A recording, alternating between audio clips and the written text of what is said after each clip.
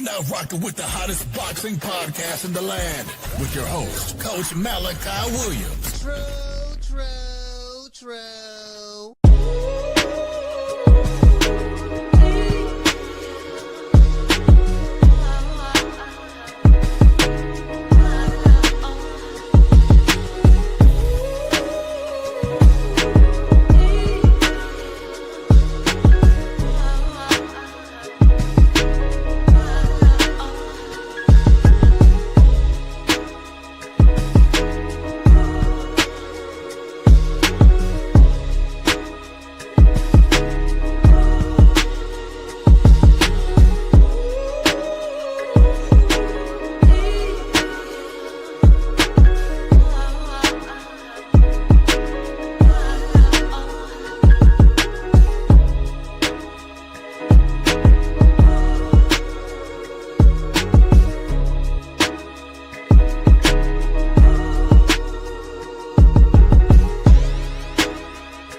For the thousands in attendance and the millions watching around the world,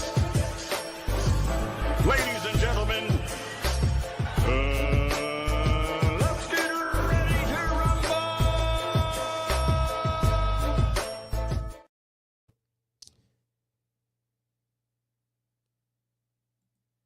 Yeah. What's up, family? It's our boy, Coach Malachi Williams in the building. Hold on, y'all. Let me make sure y'all can hear me. Make sure y'all can hear me.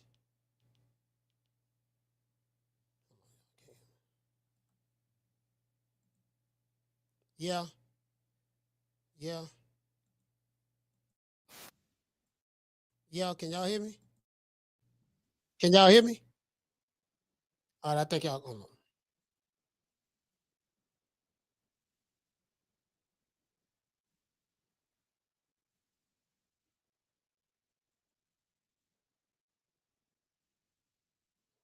Hold on, wait a minute.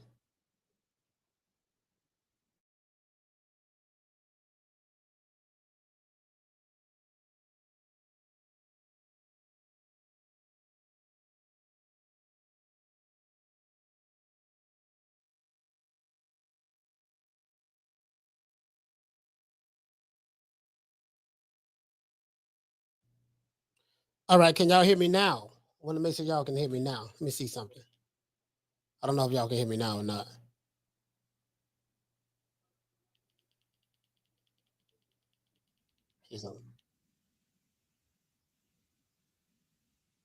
The fuck? Wait a minute, man. Okay, wait a minute. Hold on. Let me make sure. Let me make sure I'm on point. Sorry, y'all. All right, cool. Can y'all hear me? Do I sound good? Maurice, I sound good. Summer, I sound clear. All right, I'm trying to listen to it on the TV myself. So I guess if I don't sound good, y'all let me know, because I'm kind of, man, I don't know. Seem like something kind of off a little bit, but I guess it's not. I guess everything good. Y'all say I'm good, so I'm good. All right, shout out to Marky Vion. Marky Vion, what's going on, fam? What up? Shout out to Summer in November. Cooking with Sir Senior is in the building. My sister Summer, Sequoia, salute to you. John, salute. Shout out to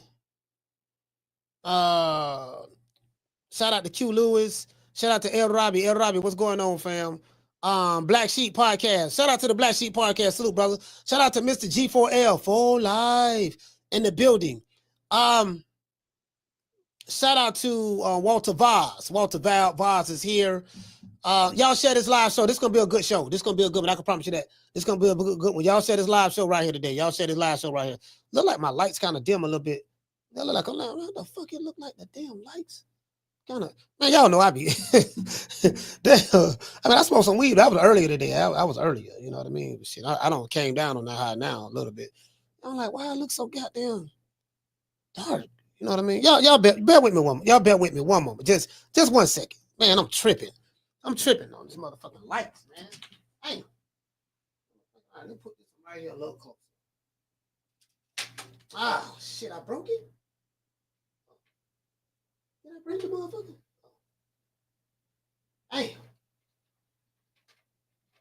Oh, okay. I know I ain't breaking.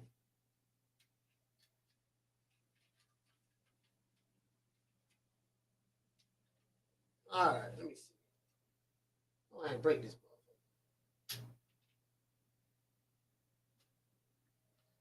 All right, cool. I'm back. I'm back, man. I'm trying to. You know what I got to do? I'm gonna tell y'all what I got to do. I got to get my lighting. I got to get my lighting. I got to get my lighting better. I got to get my lighting better, dog. I don't like how my lighting is, dog. I gotta get my lighting better. So I got a light right here, that one right there. I don't like how my fucking lights is. Y'all gotta forgive me on this shit here. You know what I gotta do, dog? I gotta get the other ring light. But this one here ain't working. Anyway, y'all bear with me, man. We just gonna work with the lights right now. We're gonna work with the lights right now. Just work with it the way it is right now, man. Fuck it, man. Let's give everybody a round of applause.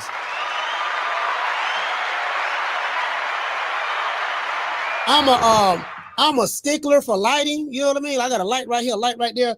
The ring light that I'm using is a new ring light. And I just realized I don't like the motherfucker. I'm like, this shit ain't bright like I want it to be. It's supposed to be real, real bright right there. It's not as bright as I want it to be. And I'm looking like I'm gonna have to open this window right here. You know what? Let me do this one more thing and then we're gonna get into the show. Let me open this window. Open the blinds a little bit. Yeah, we're gonna do that. Fuck it. Fuck it. We just gonna do that. We just gonna have them. We're gonna let the sunlight in. So I got to have the window open right here. So we just gonna rock out like this here. Anyway, let's get into the show, man. Shout out to everybody in the chat. Shout out to Smoke Dog in the building. Smoke Dog. Shout out to Clinton. Shout out to Clinton Cummings. What's going on, fam? Some in November. Bruh man from the fifth floor. Bruh man from the fifth floor. Rocky E245. Salute. CJ from the 504. Hey, CJ, you unblocked on the other chat. You was blocked on the other chat. I couldn't find highlight space, but you blocked on the other chat. So the True Media Podcast, you're unblocked, and and as soon as I see you, I'm gonna make you a moderator so you don't get blocked anymore. So if you all you gotta do is just post go on the other chat and type it or post a comment or whatever. Damn, that light too bright. That light too bright. Hold on. Yeah, that light too bright. I ain't that shit.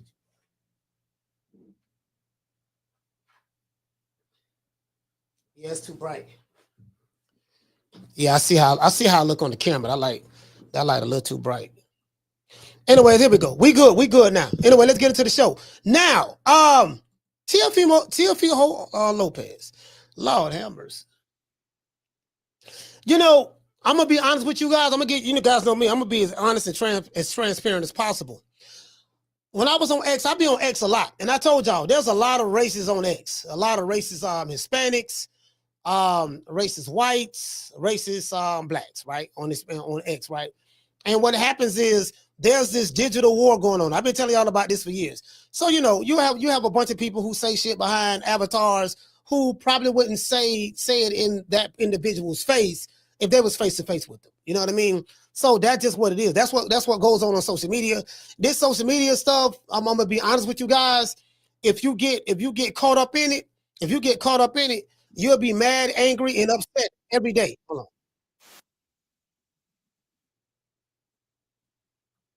You'll be mad, upset, and angry every day. However, sometimes you got to step out and show niggas. Sometimes you got to step out and show niggas, right? I'm not going to cut any corners today. I'm throwing fastballs right down the pipe. I don't care who likes it or who don't likes it. I'm not here to make friends. I'm not here to be any of that. I'm here to, you get what I'm saying? Shit, I'm here to get to the business. To this day. Simple as that. You know what I mean? So, but anyways, I gotta let you guys know what I was thinking. So when I saw this tweet today by Teofimo, you know what I mean? The racist Teofimo Lopez, because he's definitely a racist, a flaming racist. It's two flaming racists in boxing. Ryan Garcia and Teofimo Lopez. Those are two. One is a racist. One is a racist Mexican American, and another is a racist Honduran American. You get what I'm saying?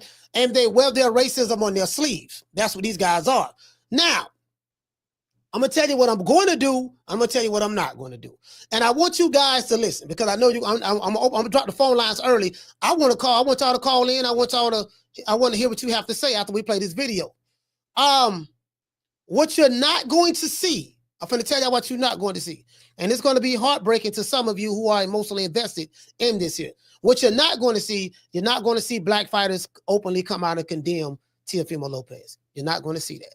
You're not going to see black Hall of Famers who now have positions in the media. Maybe one, probably maybe one. I think maybe Timothy Bradley will. He gonna say something. But for the most part, a lot of those guys, they're not gonna say anything. I'm telling you right now, you're not going to hear much of it. You ain't gonna hear nothing. You get what I'm saying? And I'm gonna tell you why. The reason why is because, as I told you guys, I got some lessons I want to show. I got some tabs open. Classes in session.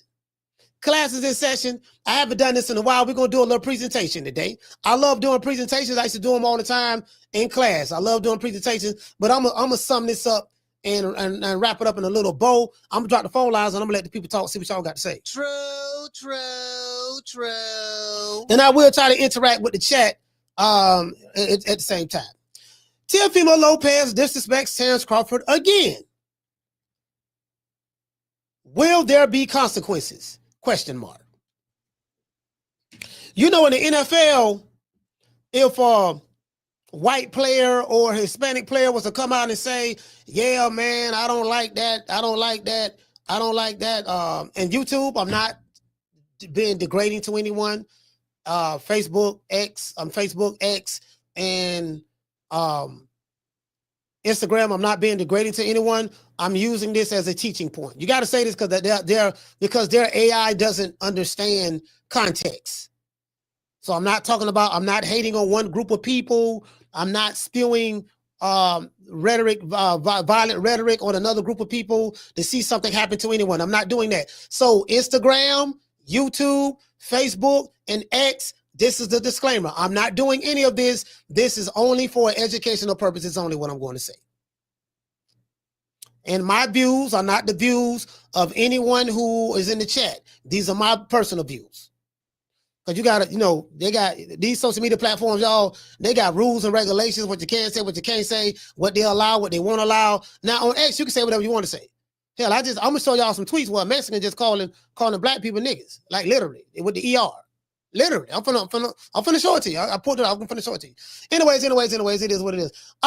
In a recent video released on X, as I said before, will there be consequences in the NBA? If a white owner was to say something, there'll be some kind of consequence or whatever. Really ain't no consequence, but you get what I'm saying. NFL, maybe there's some consequences. You know how that world roll. In boxing, it is what it is. Boxing is the Wild Wild West. Will there be consequences?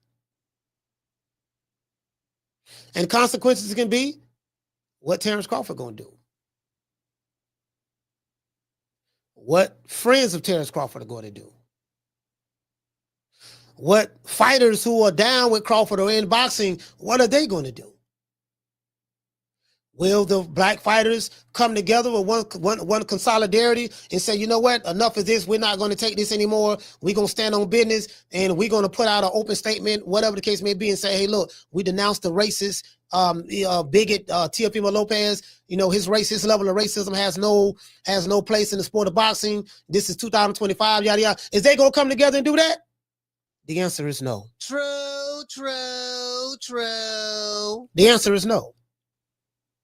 They're going to get their money, get on their private jet, go back to their homes and their mansions, lay down, and act like ain't nothing ever happened. That's the reality of the situation. I know y'all ain't going to want to hear this, but I'm telling you, that's what's going to happen. Nothing. Anyways, in a recent video released on X, Teofimo Lopez Sr. Is videoing his racist son, Teofimo Jr. His racist son was heard, as Teofimo was punching the punching bag or whatever the case may be. Teofimo Sr. called Terence Crawford a bitch, which, ain't nothing wrong with that. Call a man a bitch. It is what it is. For not wanting to fight his son. Shortly thereafter, Teofimo looks directly into the camera and says, where that nigger at? where that nigger at? Referring to Terence Crawford after his father mentioned his name. Now, the funny thing about this is fighters like Ryan Garcia and Teofimo Lopez are notorious for saying racist things about black fighters. The crazy part about it is black fighters are notorious for continuing to accept Teofimo Lopez and Ryan Garcia as their brethren, and they act like nothing ever happened. True, true, true. However, black fighters always give them a pass. Black retired Hall of Famers, Hispanic retired Hall of Famers, Hispanic fighters, white fighters, all that, they all give them a pass. Everybody is in on the nigger joke. Just like Floyd Mayweather with the situation happened with Gucci years ago, you know, when they came out with the blackface, and then Floyd Mayweather was like, man, Gucci ain't never did nothing to me. I ain't boycotting.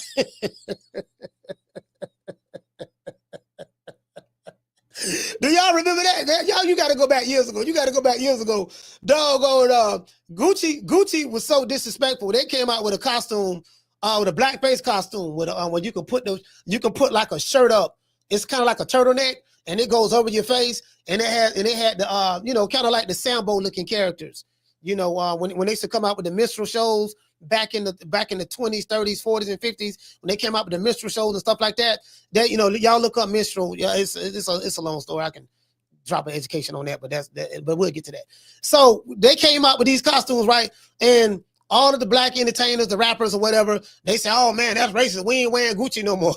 That shit lasted about 2 weeks. True, true, true.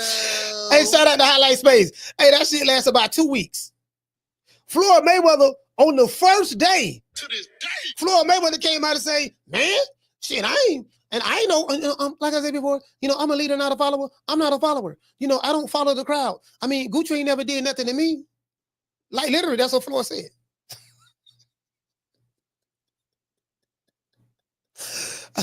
So when people say on code, they say you got to come together. You know, we got to be on code when it comes to our message against racism, white supremacy. That's being on code. There's no code on YouTube. These guys try to follow the code on, I guess, you know, Neely Fuller and stuff like that. Shout out to Neely Fuller, RP to the great ancestor Neely Fuller. You know, and they're not following that code at all. They're not following that code. They're not following that code at all. They following some, you know, male groupie. This is my favorite black fighter. I'ma shit and defecate on another black fighter in the name of protecting the honor of my black. You know, like that ain't the code. That ain't the code, right? Anyways, that's neither here nor there. Let's see where we at. However, black fighters always give them a pass. Fighters like Terence Crawford, Keyshawn Davis, and the Charlo brothers, Tank Davis, and others, you know, have given Ryan Garcia and Teofimo Lopez a pass, or they have outright forgiven them. Now, we did see Bud step to Teofimo Lopez over there in the Middle East, and when Teofimo Lopez was face to face with Terence Crawford, I got that video. I'm gonna play that video.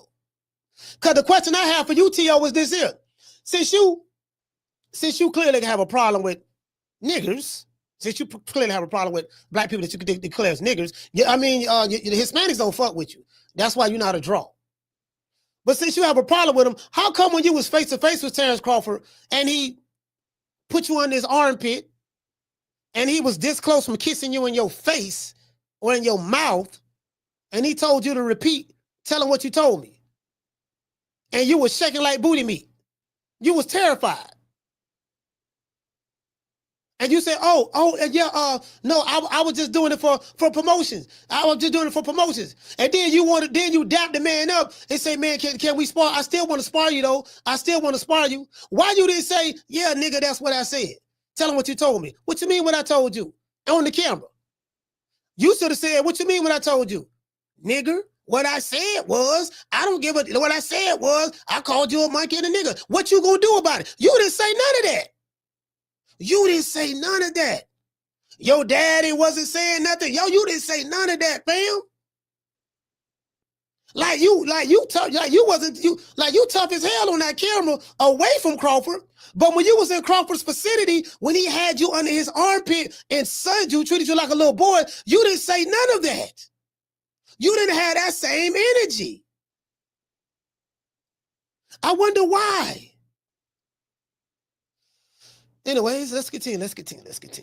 Lord have mercy. Anyways, this is the type of rhetoric that Dontae's Boxing Nation and AHKI TV talk about all the time. See, you guys, I know a lot of you Hispanic boxing fans out there, y'all hate Dontae's Boxing Nation, y'all hate AHKI TV, but guess what? It's shit like this that give them the ammunition. They're right. They're right about a lot of shit now. I don't agree with everything AHKI TV and Dontae's Boxing Nation talk about. It's because their channel is focused on just, fighting racism in boxing or racist boxers or whatever. You get what I'm saying? Their platform is on that. And, they kind of like, they're pandering to their audience, and they make a lot of money doing that. So I respect it. I mean, I do respect it and understand it from a business standpoint, what they do. But guess what? Dontae's Boxing Nation, AHKI TV, they right on this one. True. They dead to the right on this. This is shit they be talking about. The blatant shit that you just can't ignore. Oh, I can't wait till these phone lines drop. Anyways, and they are right to a degree. My issue isn't with fighters like Teofimo Lopez being racist towards black fighters. Now, I know this sounds crazy. Man, what you mean, coach? Your issue ain't with the racist doggone Teofimo Lopez. No. I'm going to be honest with you, I like open racists. Listen, I prefer dealing with an open racist. Someone who lets me know who they is as a person and where they stand, than dealing with someone who act like he all right, who act like he cool, but he hate me and can't stand my guts under his breath. I'd rather deal with an open racist than deal with one that, hey buddy, how you doing? You all right? Reporting. Oh, Tank, you're such a good guy. Oh, Tank, I love you. You know that? Like, but then when he walk away from you, man, I can't stand that nigga. Oh my gosh, these niggas are just they're jungle bunnies. I can't stand them. I'd rather deal with that open racist. Yeah, I can't stand you niggas. Y'all ain't this and that. I can deal with that. I respect the fact that you was man enough to stand on that shit. Now, it's going to be consequences behind that. If it's on the street, it's going to be consequences. But we ain't talking about the street, so. True. We're not talking about the street. Talking about boxing. Anyways, my issue isn't with Teofimo Lopez being racist towards black fighters. My issue concerns the black fighters who don't say anything about it. My issue is with the black fighters who give Teofimo Lopez and Ryan Garcia a pass.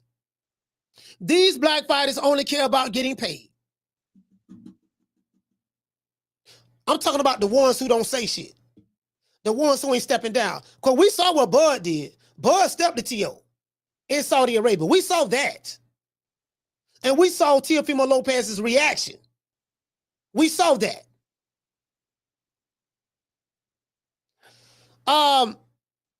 As I said before, I won't say any names, but I've heard black fighters say that they don't care about Ryan Garcia or Teofimo Lopez, don't care about what they call them because they're getting paid. Or they'll say something like, oh, Teo just want a payday. They'll dismiss it. Oh, Teo and Ryan Garcia, they just want a payday. They really ain't racist. They really ain't like that. No, they like that. The question you got to ask yourself is this. This question you got to ask yourself. This is what you got to ask yourself, right? What does that have to do with the disrespect? If Teofimo Lopez just want a payday, what does that have to do with him being racist towards Terence Crawford or any other black fighter and calling them niggas? And his daddy right there. So he got it from his daddy. Like father, like son. He got it from his daddy. You get what I'm saying? It is what it is. He got it from his daddy, right? So he was raised like that. He's a born racist. Teofimo Sr. is a born racist. Teofimo Jr. is a born racist. And his stinking ass mammy, the pussy, the maggoty pussy that he came from out of, she probably was a born racist too. That's just the reality of the situation. You get what I'm saying? But I'm gonna tell you black boxing fans something. You're gonna be very disappointed in your black fighters. Or your Puerto Rican fighters. or your Mexican fighters or your white fighters. You're going to be very disappointed. I've been telling y'all for the longest, these fighters are a part of a different class. They're rich, they have money. It's certain things that they're not going to let affect their money. They will allow people to disrespect them, shit on them, defecate on them, as long as they're getting their money. I hate to tell you this, but that's the reality of the situation. Some of these fighters who you online digitally game banging for, doing the digital revolution for, they're not even worth doing the digital revolution for. It's a lot of shit that I know that y'all don't know because you just in the chats and stuff like that. But I know a lot of people, fam. I get phone calls all the time. I'm telling you, I know what I'm talking about. I know for a fact I know what I'm talking about. That's what made me disconnect from the sport of boxing from an emotional standpoint. Anyways, let's get it. As I said before, the black fighters don't care about being disrespected. We talking about these black Hall of Famers who are now commentators, Hispanics who are now commentators. It's the Good Old Boys network. It's the Good Old Boys fraternity in boxing. It's the Good Old Boys fraternity in boxing. See, it's a lot of these dudes, they listen to me. They'll never, it's a lot of these dudes, they listen to me. They'll never come on the show. I'm the fireball. They're like, I get phone calls. Yeah, man, you know what, coach? Boy, you saying some real shit, boy. You know what I mean? I ain't gonna come on the show, do no interview with you now, but you saying some real shit. But y'all have no idea. These niggas is cowards. They scared. They's cowards. They'll champion me in the back. Yeah, go ahead, coach. Y'all, boy, I see you doing your thing, boy. Go ahead, coach. But guess what? Them niggas ain't gonna come. Them niggas ain't gonna come on here. True. Oh, they'll be like, yeah, coach, I phone ring. Hey, man, coach, man, you had a good show today, boy. I like that there, man. Coach, this is what I'm talking about, man. Yeah, man, Teo this, Teo that. Yeah, Ryan this, Ryan that. And see, this what it is, brother. And yada, yada, yada, blah, this, squad. But guess what? They ain't going to come on here and stand on that shit. To this day. I got somebody I was talking to today. I'm not going to say who it was because when I talk to this person or anybody off record, I give my word that I'm not going to mention their name, so I'm not going to mention this person's name. However, basically the conversation was like, you know what, man, Teofimo and this somebody in the sport of boxing, man, Teofimo, he just trying to play the race card right now. He reaching in his race bag to try to get some money. That's all that's going on. He's just trying to, get some spotlight and attention on him by displaying open racism against a black fighter. Ain't that some shit? So the way Teofimo Lopez get attention and try to land a big fight is to openly disrespect black fighters. Openly show racist contempt against black fighters. Lord have mercy. Woo, Lord, my GG education won't allow me to understand that. As I said before, the black fighters don't care about being disrespected as long as they're getting paid. That's the bottom line. This is where the problem lies. For Teofimo Lopez to consistently call Terence Crawford a nigger so easily tells the story. Teofimo calling black fighters monkeys so easily tells the story. Teofimo sending Keyshawn Davis bananas so easily tells the story. True. Black boxing fans must realize that their favorite black fighters don't care about what Teofimo Lopez and Ryan Garcia called them. Their favorite black fighter, you fans, will give them a pass like they always do. True. There will be no consequences or repercussions for their actions. Now, this show is going to probably get me in trouble with some of the black fighters. I don't care. I don't. I'm gonna call that shit a spade. If you niggas is too coward, cunt coochie to stand up for yourself, then then guess what? He should continue to call y'all niggas. Y'all ain't gonna do shit. He should continue to disrespect y'all. Y'all are there to be disrespected. So you can get mad at me all you want. But what about Teo?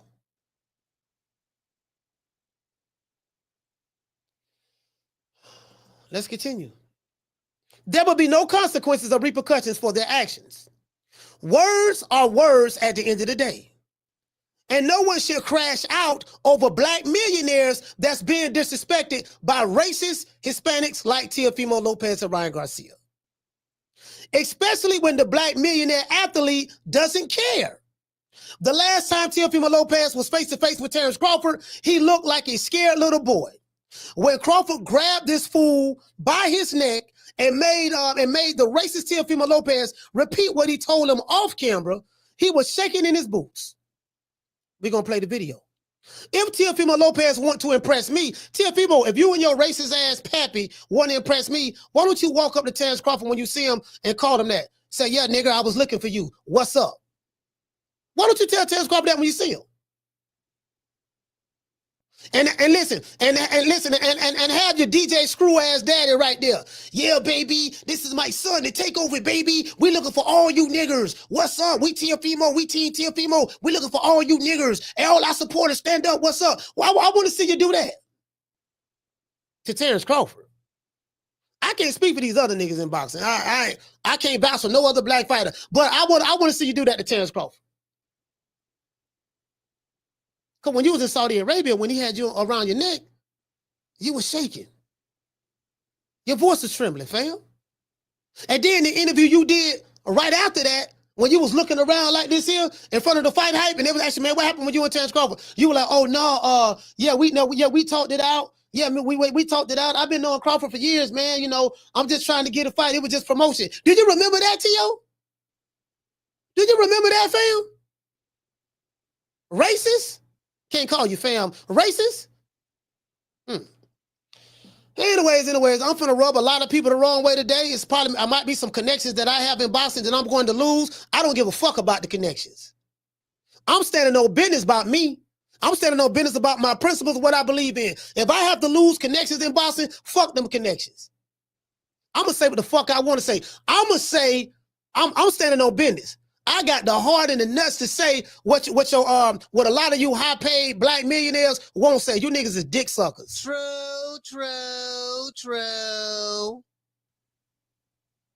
I said what I said. And fuck the interview, nigga. When you was face-to-face with Terence Crawford, Teofimo Lopez, when Buzz stepped to your ass, guess what? You ain't do nothing when Buzz stepped to you. Buzz stood on business and stepped to you. You ain't say nothing. When your little racist ass sister stepped to Bud last week or whatever the case may be, he got two sisters that'll give your sister the smoke. If she wants some smoke, if your sister wants some smoke, guess what? I'm pretty sure Shantae and TT, that mean they'll probably be, they'll probably have to have an argument on who gonna get their hands on your sister first. I got my money on Shantae 7 days a week, twice on Sunday. And TT probably gonna stomp you out. You can see what it feel like to get your ass whooped by a nigga. Talking about your sister. Fuck her too. Anyways, let's continue. As I said before, if Teofimo Lopez wants to impress me, why don't you shoot a video of you telling Terence Crawford or Keyshawn Davis, calling them a nigga in their face? I would love to see their reaction, what their reaction would be. Your favorite fighter has given Teo and Ryan Garcia a pass. Until repercussions are being,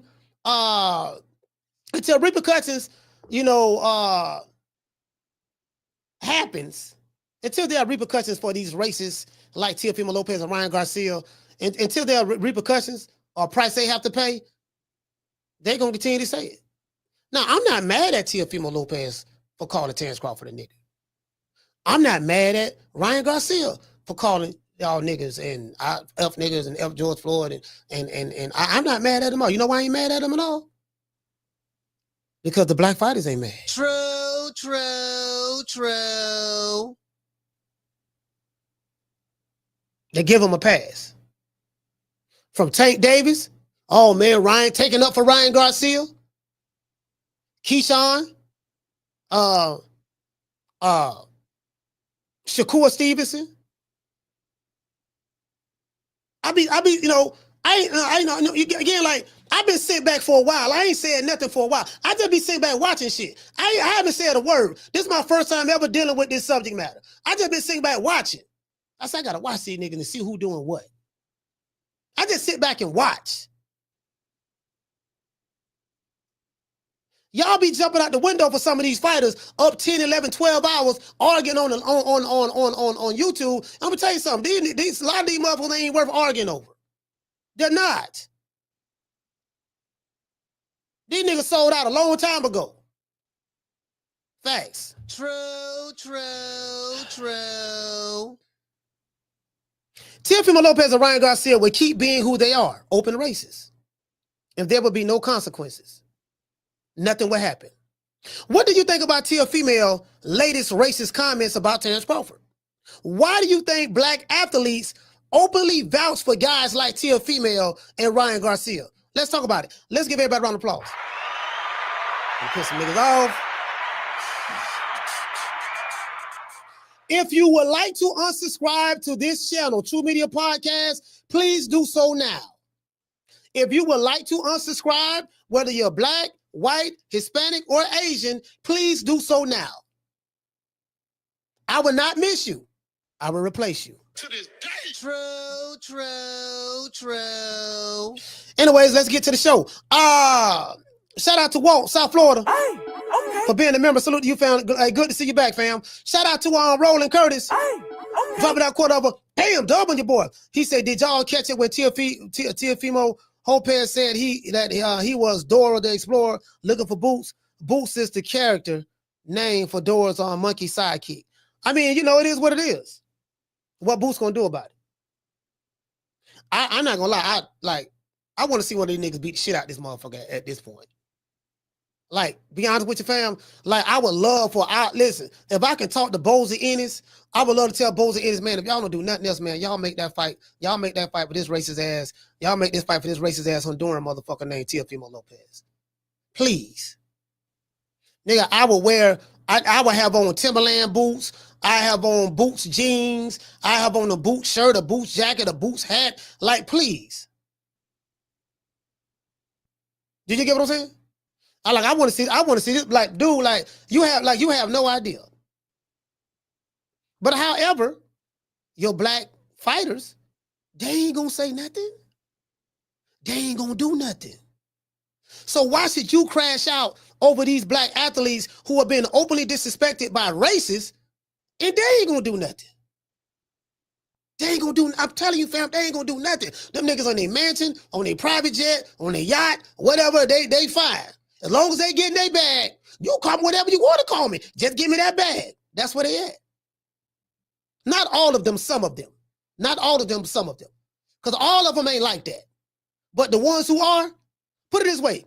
If you're a black fighter and you listening to this video and you're getting offended by what I'm saying, you the nigga I'm talking about. True, true, true. As Malcolm X say, if you throw a rock in a pack of dogs, it's the hit dog that hollers. Shout out to our sponsor, okay. LJ Wright, for dropping that half for bam, Hundo on your boy. Hey, Leroy. Super chat received. Playtime's over, boy. He said, get on his ass, coach. He said, somebody got to do it, and I'm glad that it's you. Yes, sir. It's only right that it's me. Shout out to Vigilante. Okay. Dropping that quote over, bam, dub on your boy. He said, I believe a lot of people have a little bit of racism in them. That's true. Sucks, but I heard racist comments from every ethnicity. Some just dumb, some say shit out loud. That's true. That is true. That's true, fam. That's true. That's true. Shout out to Polo Buck. Okay. Dropping that quarter of a dub. He said, no, let it ride out. Somebody gonna catch his ass outside. I hope they do. I hope they do. And I hope if they catch him outside, they do him dirty. Shout out to Lick. Okay. Dropping that half a dub. He said, like Dr. Umar said, jump off the live right now. Hey, look here, man. Don't be talking. I know you quoting the Prince of Pan-Africanism. My good brother, Dr. Umar Johnson, he is funny than a motherfucker, man. Shout out to the Snow Bunnies too. Down from the bar, there's a platform stage. People pimping, sharp as razor blades. Yeah, anyways, it is what it is, man. I'm finna get ready to drop these. I ain't gonna drop the phone lines right now. But before we get into the show, we gotta say all praises due to the Most High, the Most Exalted, the greatest human being on the planet Earth, Mr. Al Heyman. Well, you know, I guess I gotta be like everybody else and sing Al Heyman. I can quit my job now, baby. 6 figures, baby. You feel me? I'm about to But a name. Do you have a name? Oh, nah, I ain't got no name, you know. Name them names, man. They know who they is. Name them names, please. The names need to be named. They know who they is. The Mexican monster. Yeah. It is what it is, man.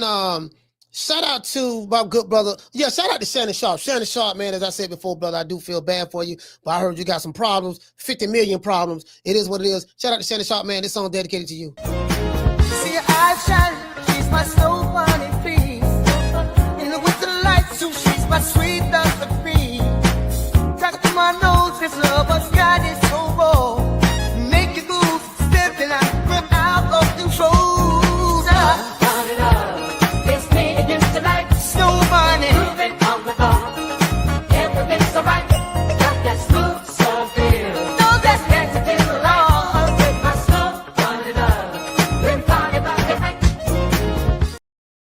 And another thing, if your name is Teofimo Lopez or Ryan Garcia or Ryan Garcia's mammy, the bitch who he said that had cancer, fuck her. If you Ryan Garcia pappy, Henry Garcia, fuck him. His racist ass. If you are Teofimo Lopez or Senior or Junior or the sister or the mama, this is dedicated to you. Fuck all y'all. Look, fuck you. Fuck the plane you flew in on. Fuck them shoes. Fuck the socks with the bell on it. Fuck them cheap ass cigars. Fuck your yuck mouth teeth. Fuck your hairpiece. Fuck your chocolate. Fuck Guy Ritchie. Fuck Prince William. Fuck the Queen. This is America. My president is black and my Lambo is blue, nigga. Now get the fuck out my hotel room. And if I see you in the street, I'm slapping the shit out of you. Yeah, we ain't taking no prisoners today, man. We're not taking no prisoners today. No prisoners. I'm not here to make friends. I ain't here to be homies. I don't give a fuck about none of that shit. I'm standing on business. Most of your favorite black fighters, not all of them, there's a select few that's cool. There's a select few that stand on business. Bud is one of them that's going to stand on business. I'm telling you that. And I ain't capping for the nigga. Terence Crawford don't need me to cap for him. I've been around him. He don't give off fuck nigga energy. He gonna stand on business. I'm telling you, for what I know. The rest of these black fighters, Puerto Rican fighters, Hispanic fighters, I can't vouch for. True. I can't vouch for the niggas who used to box, that don't box anymore, like Bernard Hopkins or Roy Jones or Antonio Tarver, any of these guys. I can't vouch for them because I don't have a relationship with them. I ain't been around. Well, I know Antonio Tarver. We live in the same city, but you get what I'm saying? I really don't know. I can't really vouch for them, but I know Bud. That slim dog skin nigga from Omaha, Nebraska. You know what I mean? He don't say much. He don't do much talking. But when he step to you, you're going to feel where he's coming from. And he going to look you dead in your eyes. I know that for a fact. Anyways. Oh, yeah, my bad. Let's go over here. This is Teofimo Lopez. This whole ass nigga right here. Teo, tell him how you feel, baby. I seen that bitch Crawford don't want to fight us because he's a bitch. I seen his legs last. I seen his legs last fight. That bitch Crawford don't want to fight us because he's a bitch. I seen his legs last. I seen his legs last fight. That bitch Crawford don't want to fight us because he's a bitch. I seen his legs last. I seen his legs last fight. That bitch Crawford don't want to fight us because he's a bitch. I seen his legs last. I seen his legs last fight. That bitch Crawford don't want to fight us because he's a bitch. I seen his legs last. I seen his legs last fight. Let's go. Now let's see what the people say in the comment section. This guy says named Johnny. I think he said where that liquor at. Funny. This guy right here say so Teo's dad says Crawford is a bitch and that he doesn't want to fight his son. Then Teo Jr. says where that liquor at. This guy say hell no, he straight up said it. This guy said I know. This guy say I was a Teo fan and I think he's the best out of the young guys, but all of this N-word stuff is too much. And why do they keep calling Bud out if they know he's fighting Canelo? This guy right here, this is this is one of the racist Mexicans. One of the racist accounts. I don't know if he's Mexican or not, but this guy right here said that he said, didn't Bud call Teo's sister a bitch last Friday? Yes, after she jumped in his face. You forgot about that. He said one should be acting all sensitive when they're called out of their name. When they call the other person's sister out of their name. You can't make this shit up. Just when I was starting to be all right with you again, Teo, goofy ass bum. This guy said he want to be Ryan Garcia so bad he can end up like Ryan Garcia too. This guy said, what was all this energy when he was in front of him? Yeah, but Bub was in front of you, Teo. What was all that energy? This guy said, all I'm saying is racist punks like this always been in boxing. Oscar Benavena, Ernie Terrell wouldn't call Ali his name. And y'all know what Ali did to these goofies. This guy say they need to because it's going out real bad. At this point, mofos just get whooped or checked for wearing Teofimo's gear. This person here says, I agree. I don't F with Teo. It's a sport. No reason to use race for attention. On top of that, you're not going to get the Crawford fight because Crawford is scheduled to fight Canelo in September. So he know that. So he just openly showing his racism. That's all. This guy say takeover. Oh, this is the guy. This is the guy right here. This guy say takeover. And these random edits. This is a racist account. And this motherfucker is following me.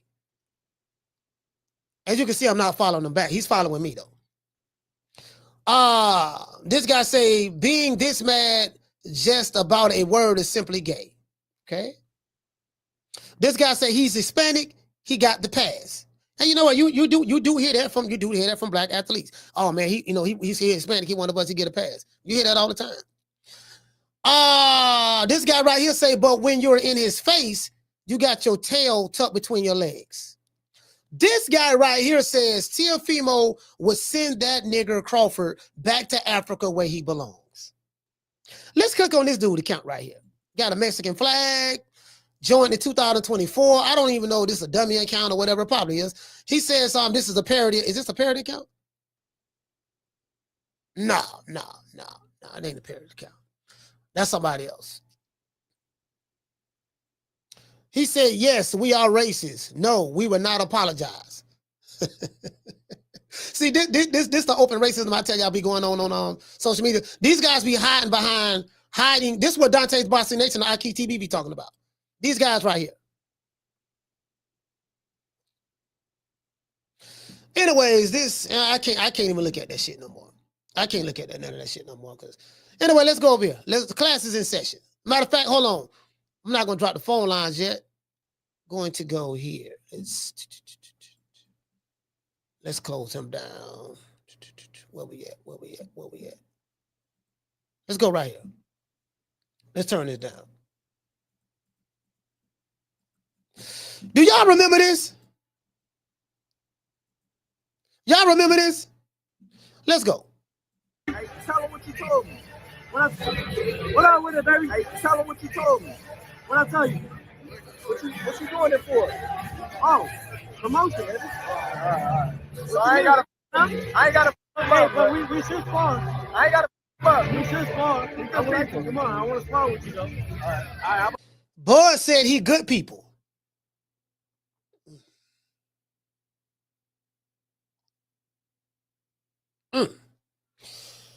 Woo! Let me go back and hear this again. What up with it, baby? Hey, tell her what you told me. What I tell you? What you doing it for?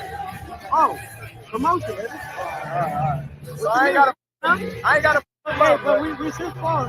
I ain't got to up. We should spar. Come on, I want to spar with you, though. All right, how about that? We clap it up? All right, bet. We out there. I would love to ask Bud, do you still think Teofimo is good people? I would love to ask him that. What up with it, baby? Hey, tell him what you told me. What I tell you? What you doing it for? Oh, promotion, baby. All right. So I ain't got to. Hey, but we should spar. I ain't got to up. We should spar. Come on, I want to spar with you, though. All right, how about that? We clap it up? All right, bet. We clap it up. So when the racist was face to face with Terence Crawford, you know, this what Teofimo should have said. Tell him what you told me. What you mean what I told you? What you doing it for? Well, I called you a nigger. I said that you eat bananas. You's a monkey. And I'm doing it for promotions, nigger. That's what Teofimo should have said. If he was really standing on business like that. He didn't say that. Most racists are cowards. They won't say that.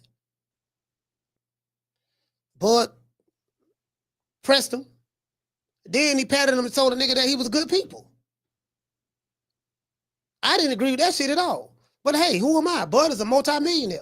Got a mansion, fly around in private jets, for making all this money. I mean, it is what it is. Anyways, I ain't crashing out about this shit. I'm not. I ain't crashing out about it.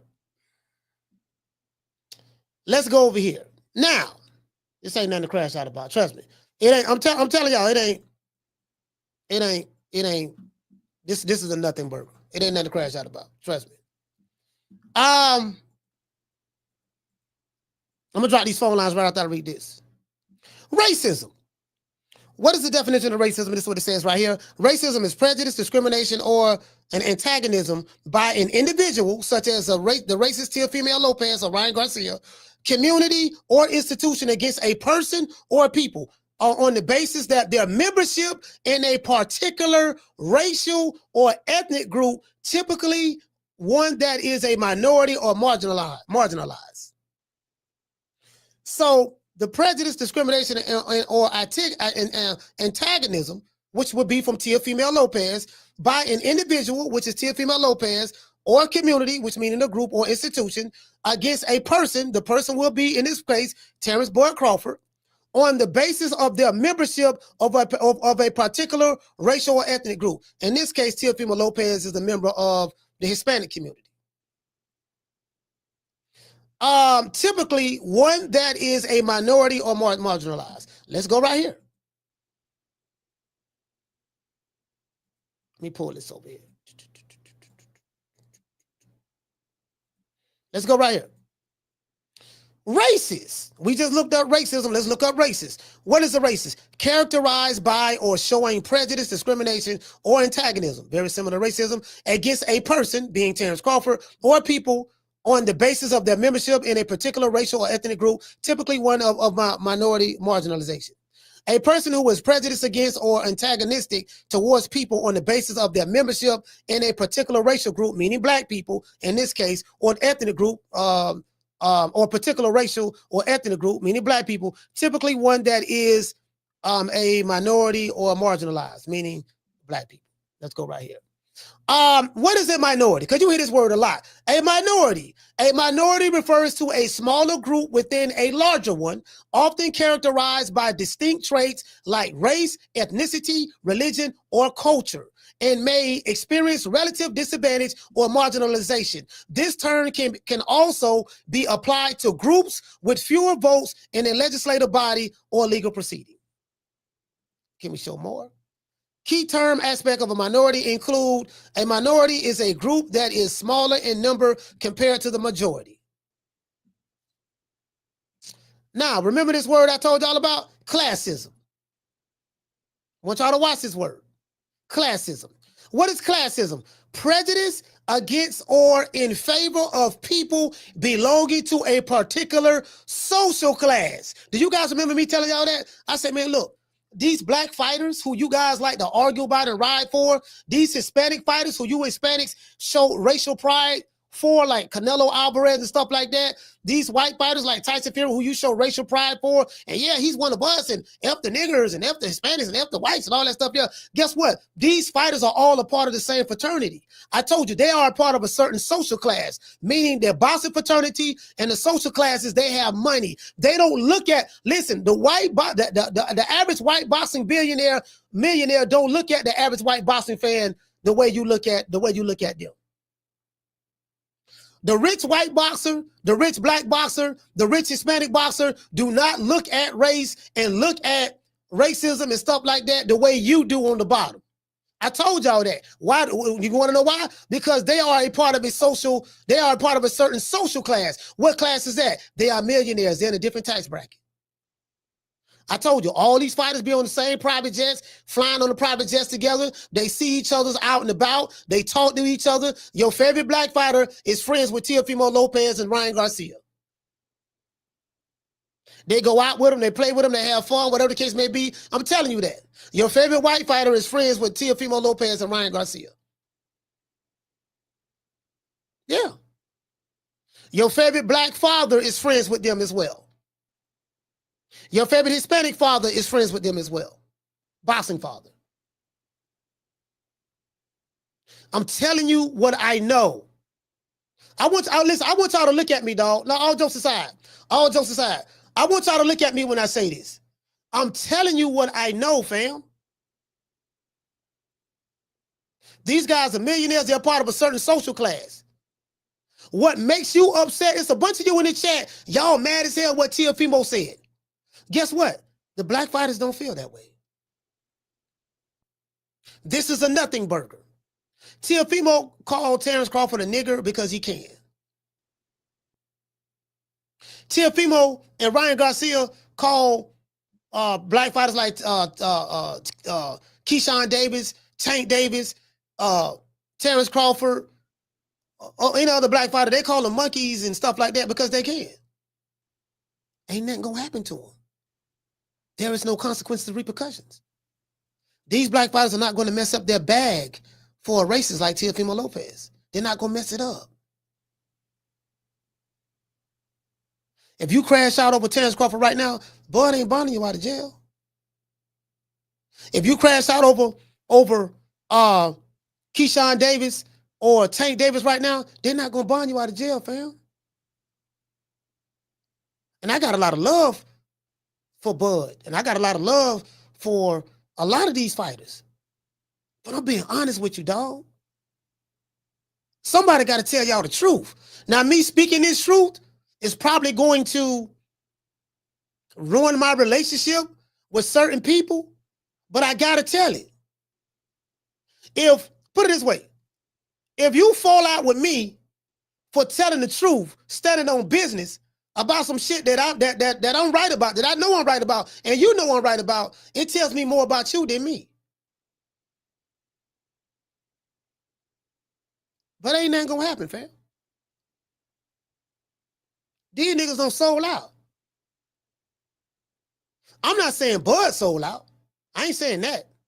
I'm not saying Terence Crawford sold out. But I'm saying a lot of these athletes, whether they black, white, or Hispanic, they sold out, fam. Listen, they are a part of a different social class than me and you. I've been telling y'all, it's about the haves and the have-nots. It's money over everything. It ain't about no principle, no character. It's money over everything. And if you get in the way of their money, these niggas will cut you off in a heartbeat. They're not even let you let that happen. You might not believe it, but I'm telling you. I'm telling you what I know, dog. I can get on the phone and talk to some motherfuckers. Guess what? They're going to be like, man, you know what? You said some real shit, dog. I promise you that. I'm going to get some calls after this show. Man, you said some real shit. Now, you said that. Now, they ain't going to come on this podcast and say it. But they going to be like, no, you said some real shit, coach, man. Man, goddamn, boy, we love what you said, dog. Man, you hit the nail right on the head, dog. You did it, dog. You hit the nail right on the head. But that's about as far as that shit going to go. True. So I'm not a part of the digital racial revolution. I'm not. Do I like what the nigga Teofimo said? No. Do I think Teofimo Lopez and his entire family are flaming racist? Absolutely. Do I think that Ryan Garcia and his entire family are flaming racist? Absolutely. Do I care whether they live or die? No, I don't. If something was to happen to Teofimo Lopez in the street somewhere and he's unalive, will I shed a tear? No, I will probably celebrate. True, true, true. Just being honest. But anyways, let me drop these phone lines. Shout out to Javier. Hey, okay. Dropping out quarter of a dub. He said, Coach, what about this energy Teo had for Bud when they were in person? Teo is a weird emotional racist. Yeah. Absolutely. Shout out to Mr. G4L. Hey, okay. Dropping out half a dub. He said, as a Puerto Rican, knowing my history and my race is wiped out. I understand and have my support. But my brothers need to stand up for the right to get treatment like they deserve. Peace, fam. Shout out, hey, Mr. G4L. Salute to you, brother. I appreciate you, fam. Shout out to Musa Great. Hey, okay. Dropping out quarter of a dub. He said, glad for this topic. That's why I never, ever buy another pay-per-view. Most black athletes are silent when it comes to issues like this. Listen, I'm going to tell you something. The reason why the black athletes are silent, I'm going to tell you why. I'm going to tell y'all some real shit. I never liked the San Antonio Spurs. The San Antonio Spurs had a racist ass trainer coach by the name of Greg Popovich. I used to call him Popovich. Like you could just see the open racism on his face. You get what I'm saying? You know, like I think he's a liberal, but a lot of these white liberals are racist as hell, to be fair. And a lot of the white conservatives are racist as hell as well. But that's neither here nor there. But in the NBA, a lot of these players, when they sign these contracts, they sign over their name and their image and likeness. They're not allowed to do certain things. Like they can have a training camp or a basketball camp, but normally, I don't know if you notice, a lot of these like black athletes, they have basketball camps and stuff, but it's a bunch of white kids in there. Nothing wrong with that. I'm not knocking white kids or nothing like that. But you'll be like, damn, man, you came from the hood, dog. You can't do no basketball camp or something in the hood to show. They don't do that. I'm telling you, once they get their money and they don't move on up like Weezy and George, like George and Weezy and the Jeffersons, they separate themselves from the rest of those who look like them. They're not even allowed to, you know what I'm saying? Like you're gonna have a white manager, a white agent, this and that. And again, I'm not tripping on the race when it comes to business. Business is business. But I'm trying to tell you, a lot of these dudes in basketball, when they sign up, they're not allowed to do certain things. They are very controlled. Like, this is the truth, fam. I know some of y'all not going to want to hear what I'm saying. But I'm telling you, I know what I'm talking about. They don't do it. I got mine, nigga. I ain't worried about them niggas over there, man. I got mine. I'm on a private jet right now. I'm living, look how I'm living. I don't came up. The only time these athletes want to come back to the lower black society is when they get jammed up in trouble. When they get jammed up in trouble, man, we need to come together. Man, look how they doing us. This is blatant racism. I'm like, but damn, the only reason you saying something because now you don't got caught up in the jam now. You get what I'm saying? True, true, true. Shout out to the one, Mr. Ham. Hey, okay. He said, wow, Teo Jr. and Sr. sound like two rednecks. Oh yeah, absolutely. They have a disdain for people who look like me and you. Shout out to I don't know how to pronounce your name, fam. Hey, okay. Shout out to Ikra Mudin. He said he was trying to salvage some dignity by saying we should spar. hey, fact. Down from the bar, there's a platform stage. People pimping, sharp as razor blades. I just gotta call a spade, fam. These people on a different status. Shout out to everybody watching on Instagram. Shout out to Joey. Shout out to Bert Tramiel. Salute to you, fam. Salute to everybody. Shout out to hey, what's my sister's name? Shout out to Fissiano Fights. See the one thing about me, though, and this is my whole perspective. I don't get caught up. The reason why I don't get caught up in the racial Olympics and the victimhood Olympics, the reason why I don't look at these black millionaires or Hispanic millionaires and white millionaires as victims because they're not victims. Them niggas made it. They're there. And I'm telling you, their paradigm, meaning their worldview or perspective on things, is totally different from me and your paradigm. See, when you get money and get rich and you are up there with the white folks or up there with the upper echelon Hispanic folks or with the Jewish folks or the Arabs or whatever the case may be, they don't see things the way you see things on the bottom no more. Because they get a chance to see the other side. All right, now, nigga, check this out, nigga. Now, you be a good boy now. I'm gonna make sure that, you're gonna get paid, you're gonna make your money now, but don't be talking that revolutionary shit now. You get what I'm saying? Yes, sir. All right, now, nigga, don't you know what to do now. Don't you go over there fucking with that Coach Malachi now. That nigga, he used to be in the nation. Now, don't go over there mess with him now. No, sir, I ain't gonna go over there. Now, I'm finna pay you. You finna get paid this amount of money over here. I don't want to hear you acting reckless online. All right? Yes, sir. I'm gonna act right, and that's what you got going on. True. For the most part.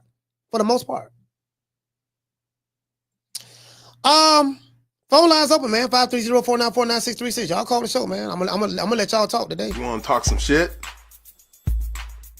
Call me. Start some shit, bitch. Sup, fool? You gonna talk shit about me, homie? Where you from? Hundreds of niggas is waiting for your motherfucking call, and they all talking shit about you right now. Call the coach at 530-494-9636. We waiting on your bitch ass. Phone lines open. He said everyone was talking about Devin, so Teo steals attention by saying something stupid. Teo know what he doing.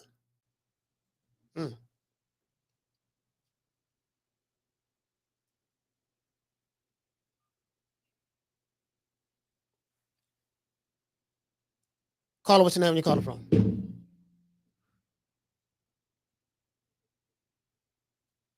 Sorry about that, brother. Can you repeat? Caller, what's your name and you calling from? It's Raymond Moore from Illinois, Coach. Raymond Moore, talk to me, brother. Yeah, I pretty much agree with everything you just said, Coach. And this is the only thing I want to call out, too. It ain't just the black fighters, man. It's the black fans, too, Coach. Like, these niggas, you can, like, look at comments at other people's channels and shit, and you would see niggas would be on motherfuckers like Shakur ass. They'll be on even Tank sometimes. I don't really agree with, Tank got a lot of love, so I don't agree with people being on his nuts and shit all the time. Sometimes motherfuckers be on his ass. Dale and Bill, motherfuckers was just on their ass. Yep. Like, this is my only problem. Yep. All these That's niggas, my problem too. That's my problem too, fam. I'm with you on that. All these niggas be on Deb and Bill and all these niggas' heads talking all this shit. But when Ryan and Teo say the shit that they say, these niggas say nothing. I'm talking about nothing. They don't have that same energy for these niggas. And that's my only problem. Just keep the same fucking energy. Yeah. That's for the other people. That's my problem too. My salute to you, fam. Bro, like, I don't receive death threats. Fam, I don't receive death threats on this show. And I'm like, okay, are y'all sending Teofimo or Ryan Garcia death threats? Just asking the question. You get what I'm saying? So it is what it is. I ain't tripping, man. One thing about me, I ain't man. Listen, I know. Carla, hold on. See, I know my position in the pecking order. I don't look at black millionaires or Hispanic millionaires or whatever and feel like I am entitled to them or entitled to their material possessions. I understand what my level is, what level I'm on when it comes to these guys. I understand that very well. I'm not on the team. I'm not a part of the pecking order. I'm not a part of their socioeconomic class. I'm not going to be used by black millionaires to push certain agendas. No, nigga, if you listen, lead by example. If you want to push this agenda, let me see you go out in the open and do it. And then I'm going to ride with you if you go out in the open and do it. If you like, well, no, hold on, this is what I need you to do, dog. Now check this out, man. I need you to go ahead and do this here, brother. And then once you do that, brother, see, that's a good thing what you did. And see, I like that there. See, brother, see, you want a buzz. And I'm like, okay, how come you ain't out in the public saying anything? Why y'all ain't coming together as a group and one solidarity group and say, you know what, enough is enough. We need to go do this. Well, hold on now. I ain't gonna be doing all that now. Wait a minute now. I got Jacob the jeweler coming over here. I'm finna buy me some more ice. And you get what I'm saying? And man, you feel me, dog? I got a whole lot of stuff that I got to be doing later on now. So I ain't finna be, you get what I'm saying? Nah, we ain't doing that. Carlo, what's your name? Where you calling from? Hey, what's up? This is Coach Eddie from the ATL. Coach Eddie, talk to me. What's going on, brother? Hey, this is a great topic today. First of all, this is why Muhammad Ali is the greatest of all time. The greatest boxer, athlete, period. Spokesman, whatever you want to call it. He's the greatest. This man took 3 years of his prime years and stood on business because he believed in something. He wasn't worried about the ice, the money. He stood up for his people. He stood up for civil rights. He stood up for black people. He stood up for the poor and downtrodden. And he wasn't worried about no repercussions. He went on public platforms and spoke about the mistreatment of the black man, mistreatment of the black community. He didn't care what camera was in his face. This dude fought the U.S. government. That's why he's the greatest of all time. Now this clown Teofimo Lopez, I'm telling you, Coach, I told you this a month ago. I said this Canelo Terence Crawford fight, it's gonna be a race war. When them boys get in the ring. Watch what I tell you. Mark my words. Remember, Coach Eddie said this first. I said it a long time ago. It's gonna be black versus brown. You watch all this racial conflict that come up when them two brothers get in the ring. They're gonna make it something that it shouldn't be, but it's already going that way. That's why Teofimo Lopez Sr. kept saying Canelo's gonna beat Terence Crawford. He's stoking the racial. He's trying to add that racial element in this Terence Crawford Canelo fight. He know his son can't fight Canelo. He already got a fight lined up. They in two different weight classes. But you know what it is, Coach Eddie. It's going to sell. You know who's going to benefit from this. It's a business at the end of the day. Yes, sir. The promoters, they're going to benefit from this. If you can stoke the racial flames to sell fights, this is an old trick. This has been going on since the beginning of time. So, there've always been people like Teofimo Lopez, out there. It is what it is. But I'm saying, Don King used to play the racial angle. What he did. You remember he did it with Larry Holmes and what the dude named Jerry Cooney. Yeah, Cooney. Jerry Cooney. Jerry Cooney. Oh, Don King played it to perfection. And you thought that Larry Holmes and Jerry Cooney hated each other. No, it was all for show. It was all for we gotta get people. What get people what I told you. When people are emotionally invested in hating you or loving you from a business standpoint, it's one of the best things. Well, something like boxing. I don't want to say it's the best thing. It's not the best thing, but something like boxing, it's easier to sell it because it's going to be Mexican versus black. It's going to be a lot of racist Mexicans online. It's going to be some racist blacks online, and they're going to be going at each other on Twitter. They're going to be calling each other niggers, spics, coons, sellouts, this, that, go back to Africa, go back to Mexico. It's going to be a bunch of that shit. I'm telling you because I'm seeing it now on X. I don't tweet a lot. I don't tweet a lot on X because that's all on there. That's all on there. It ain't nothing but races on X for the most part. I mean, I'm talking about in boxing. I don't know about other groups, but yeah, for the most part, that's what it is. That's what it is. You get what I'm saying? So I don't check them all out. I know all the racist YouTube channels. I know all the racist accounts. I know all of them. I just sit back and watch. Oh, go ahead. I'll let you wrap it up. Yeah, now I'm gonna wrap it up. I know you're gonna have a lot of calls today. This food punch drunk. You already know he gonna try to defend Teo. That's his boy. You know what I'm saying? He gonna try to defend that nonsense. Well, but even my kids, I made them kids watch. Go ahead, Coach. No, sorry about that, brother. Go ahead. Yeah, and I made my kids watch the documentary, and I challenge anybody who hasn't seen the documentary, go watch When We Were Kings. It's a great documentary featuring Muhammad Ali, talking about the fight when he fought George Foreman. You'll see a real man right there, a real person, with charisma. And not only that, how he stood up for people. And then there was another one called Ali Rap. Chuck D made a song about Ali. Dope song right there. Muhammad Ali's a hero.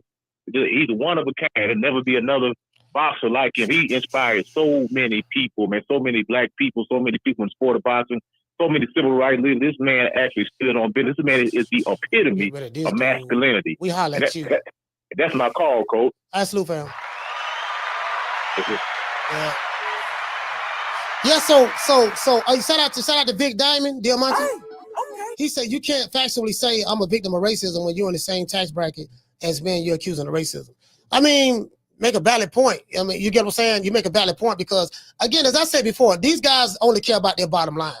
They only care about their bottom line. And that's the reality of the situation. And that's what I'm trying to tell y'all. They just care about their bottom line, and that's it. And I get it. I understand that. I get it. I understand. Their paradigm, they live in a different experience right now. So y'all know. Caller, what's your name? Where you calling from? Hi, Coach. This is Ashley from Chicago.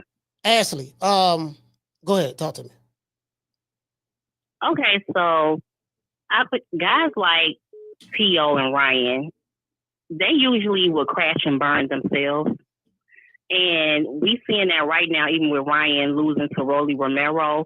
No one has empathy or sympathy for him because he deserved to lose.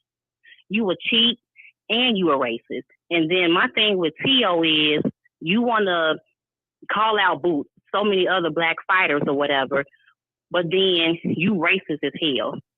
And I think a lot of times for the fighters, like you said, when it comes down to money, a lot of them, some of them are not being paid as others are being paid, so they don't want to mess up their money because they have bills to pay and things of that nature. So when you have like the man who called in talking about Muhammad Ali, him being that hero and standing on business regardless of, like it was an old interview. I can't remember what he said that, basically standing up for his people, he will feel some kind of way. How can he go back to where he grew up at if he gave in and, just went along with the program? Yeah. That wouldn't sit right with him just as a black man. And I just feel like, boxing compared to the NBA and other sports, like they don't have a union. Mm-hmm. There is no structure. So you don't have like that Adam Silver or someone who's going to come down on a Teo or Ryan and be like, okay, we're going to fine you for this, or you're going to have to come out and make that public apology or whatever. There's no structure in that. So they can run around rampant and do and say as they want to. But usually like guys like that, they're going to crash and burn, Coach. And that's my call. All right, shout out to Ashley. Salute. Shot Town, stand up.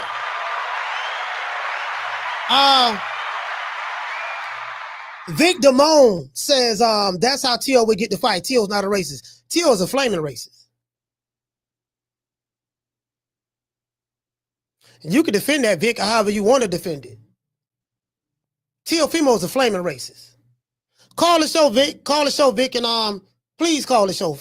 The number's at the bottom. 530-494-9636. Please call the show. Please, I'm begging for you to call the show. Please call this show. Please, Lord, please have Vic call this show. Call him. What's your name? You call from?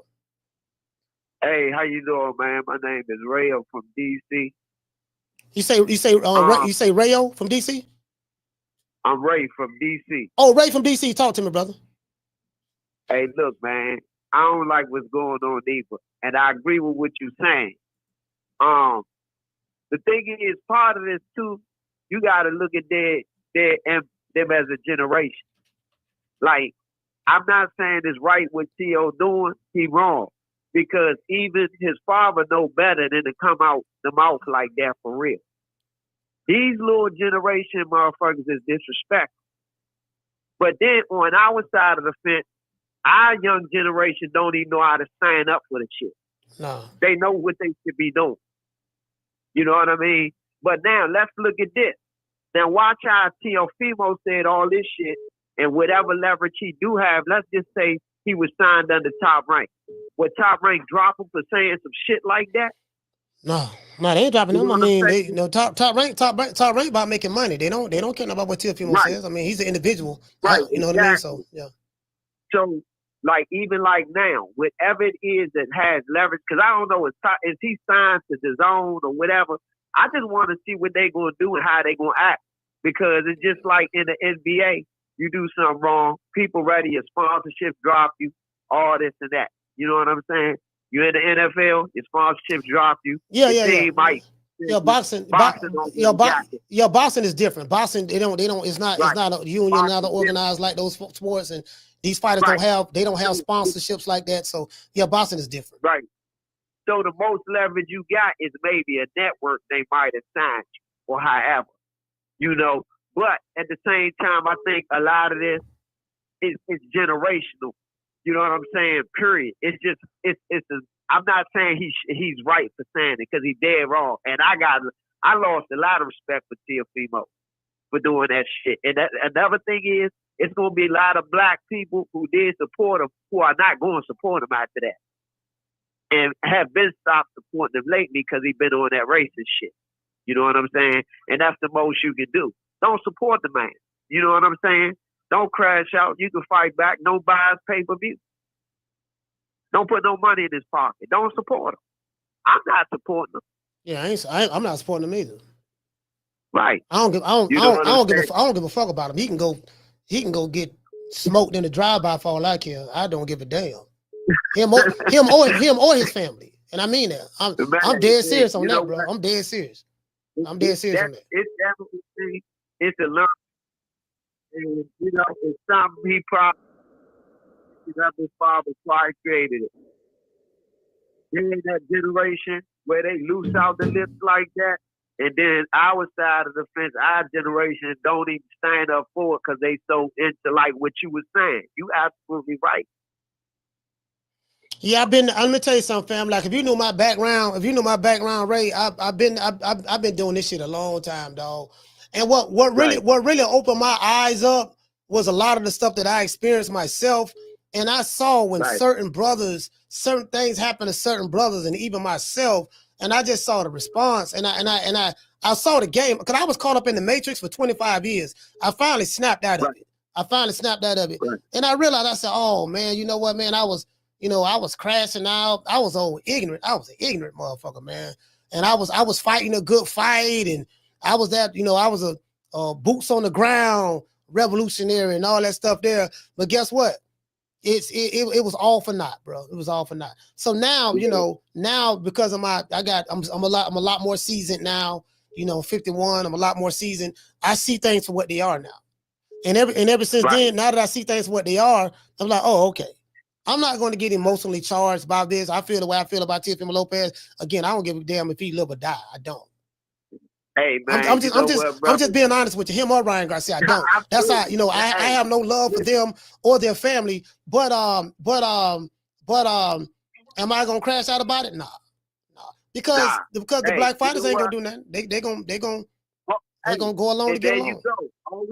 All we can realize is to get with him is real. To get with it is real, man. Yeah. And it's all through all walks of life. Yeah. Like you said. You said what you said was right. I'm a Floyd Mayweather fan, but Floyd is like that too. Yeah, Floyd like that too. Yeah, Floyd like that. Floyd just like that. You know what I'm saying? Yeah. And I'm a big fan of his, but at the same time, ain't nobody calling on race. Nothing about their own race coming until it's time that their race need to come support them when they in this sticky situation. Yep. And that's what it is. Yes, salute, fam. Thank you for calling, brother. Ray, I appreciate you, bro. Coach, nice talking to you. Yes, sir.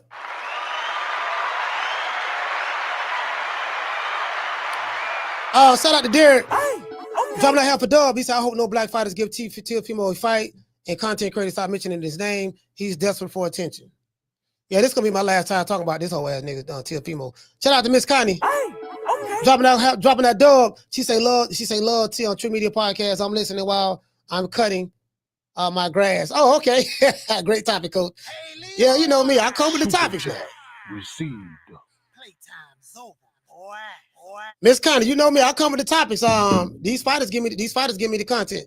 I'll call her. Hold on. Shout out to E Money. Dropping out to our super chat. He say still stuck on Coach Pop. He say why he catch it straight. He say still stuck on Coach Pop. Why he catch it straight? Yeah, I don't know what you mean by Coach. Oh, you mean Coach Popovich? Oh yeah, bro. It's a man shit.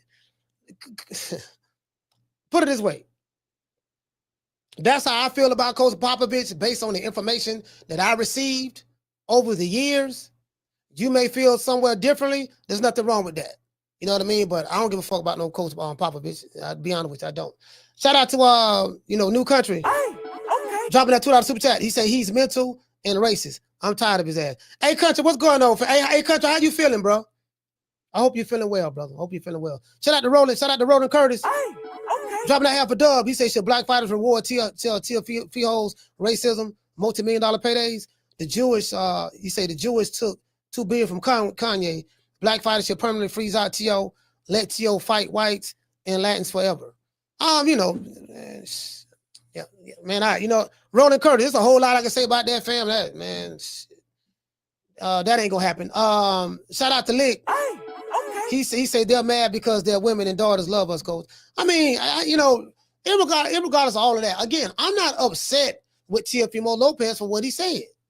Teofimo Lopez said what he said because he can say it. That's the problem right there. The problem ain't the fact that Teofimo said some racist shit because he's a racist. The problem is he said it because he can. I can say what I want to say about these niggas. What they gonna do? Nothing. That's the problem, fam. That's the problem. Carter, what's your name? You called from? Hello, Coach. It's Tough. Tough Glove. Tough Glove. You sound muffled. I don't know if you got more Bluetooth or what. Now? Go ahead. Can you hear me better now? Yeah, I can hear you better. Talk to me. All right, that's what's up, man. First of all, salute to you, salute to the family, man. I'm certainly so glad that you finally touched on this topic. And I know you really don't do this on this topic a lot because there's really no need to. But I issue on Teo every chance I get because I don't like his character. Now, I ain't gonna lie. I used to get upset with the shit that he's saying and everything like that. And to Terence Crawford, caught him and he didn't have that same energy in person. Him and his father are clowns. But what I wanted to say about this is when it comes to talking about anything derogatory in the sport about black people, nobody's ever going to really go out their way to defend it. Now, you say something about one of a Jewish person or something like that, they shut it down immediately. That's because they have a lot of control and a lot of the markets, and they got a lot of money in society. They got power in society. As black people, we don't really have that same type of power. And those of us that do have it, we don't really stick together enough to make people say, you know what, I'm not going to say that because I'm going to suffer severe consequences. When it comes to Teo, one of the things that helped me get over a lot of the shit that he says because he's suffering in his own life. He don't have no dedicated fan base. The Latins don't back him. It's represented in the fact that this is his first real payday, which has nothing to do with his fan base. Yeah, I can't talk out of shit. Yeah, the fans, he has no steady fan base. The Hondurans don't want him. He tried to say that shit that he was from Spain. They didn't claim him because they represent, they rock with Sandor or Martin. Mm-hmm. So he don't have no fan base. So what's the easiest thing for him to do? Appeal to the race fans. Yeah. Yeah, that's the easiest thing for him to do, and that's really the last fan base he got. Because you take Turkish Al-Sheikh out of the equation, and like you said, I never really saw the floor on what Turkey Al-Sheikh was doing until I wasted my money on that fight that we got this weekend. And I realized that once you pay these fighters a certain amount of money up front, and they no longer have to earn it, they don't have no loyalty to the fans. I don't think these fighters, especially a lot of these young fighters, care about fans anymore. You know what I mean? Yeah, I mean, so when it comes to I'm sorry, go ahead. No. I was just piggybacking off what you're saying. Like, again, as I said before, Teofimo don't have a fan base. Teofimo is one of the when it comes to low grade Hispanic fighters, he's a low grade Hispanic fighter. What I mean by that is he's talented, but he performs in Hulu theaters. He performs at hotel and casinos in Orlando and stuff like that. He doesn't, you get what I'm saying? Like, he doesn't have a big fan base. He ain't selling out. He ain't doing what Books is doing. He ain't doing what Shakur's doing in New Jersey. He not doing what Boyd can do in Omaha, Nebraska, or in Vegas or whatever. I've been to Teofimo fight last year when he fought Jermaine Ortiz. They had Abdullah Mason on the undercard. They had Keyshawn Davis on the undercard. And you know what I saw, fam?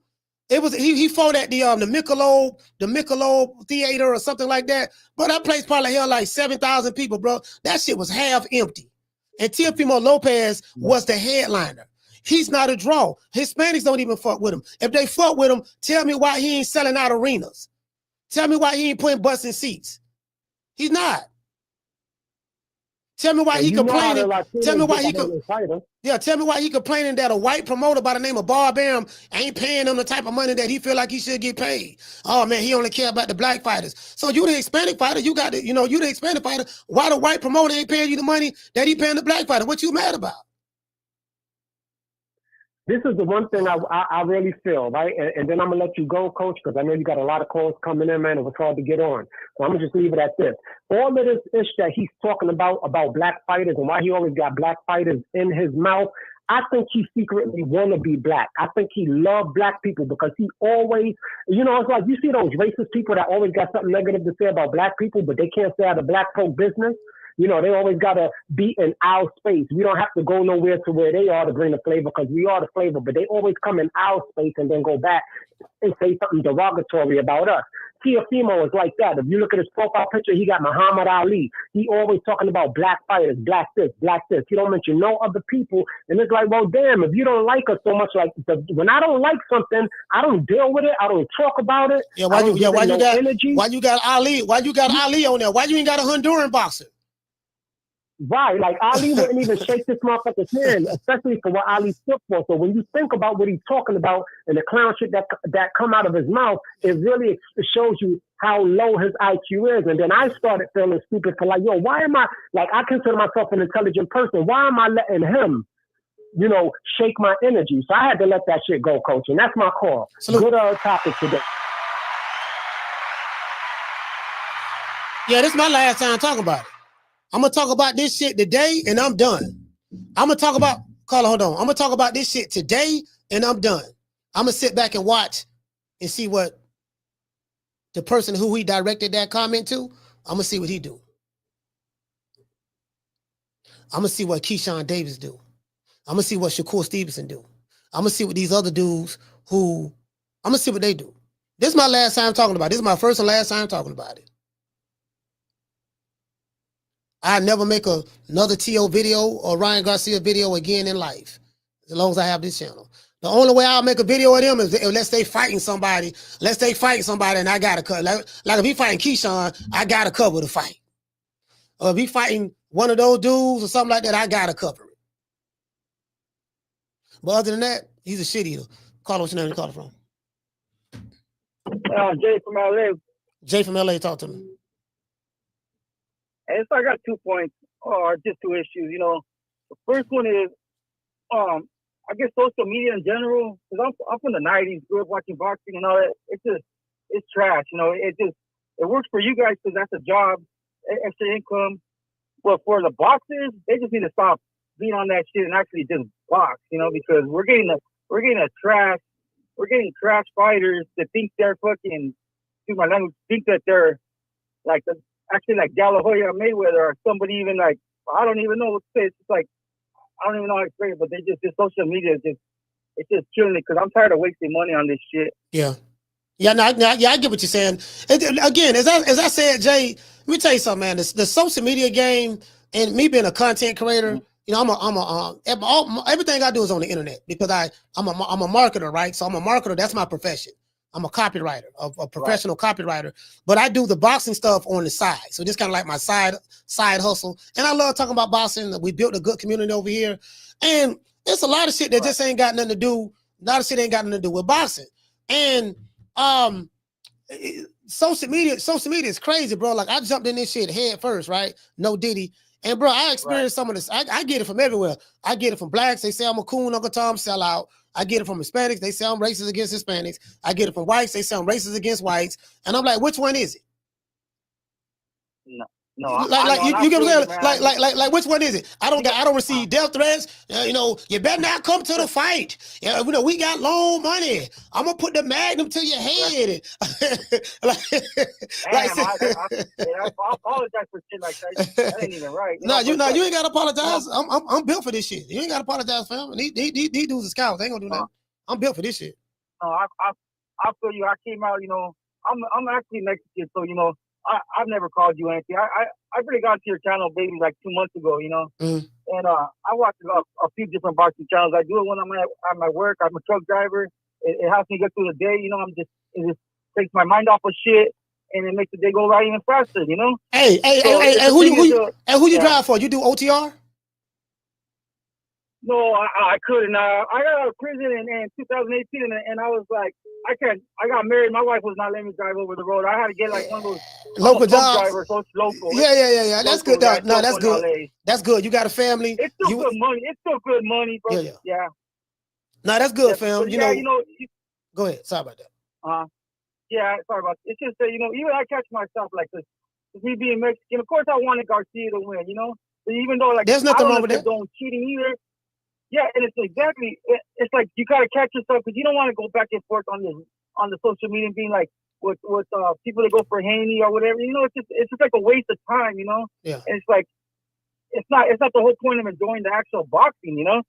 And yeah, you can't. Like, you can't. Your guy's not always gonna win. You can't enjoy the sport because this is the thing, right? It's just so much shit going on. Like you got some people, man, when people come on social media, fam, or they come to this channel right here, like on my channel, we laugh, kick it, have fun. I talk a lot of shit. I offend a lot of people, but it's all in just jokes and stuff like that, right?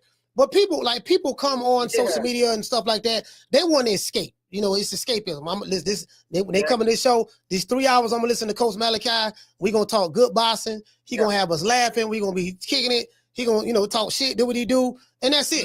They get an opportunity to escape. You know, I really didn't want to address this topic, but it's like I had to. I feel compelled. My spirit, it didn't sit right in my spirit if I did not cover this topic about Teofimo Lopez. I had to. Yeah, I see the difference. Like I'm not making no excuse for Ryan, and I feel like Teo's playing with fire. Like with Ryan, I feel like he's really one of those kids that gets taken advantage of, and like he starts to be cool because he's kind of like awkward in a way. Even though he's like a good-looking guy, it doesn't mean he's still awkward, you know. So he hang with the wrong guy. He got drunk and probably partying and shit, and then he thought he could just get the pass and do stupid shit, and it don't work like that, you know.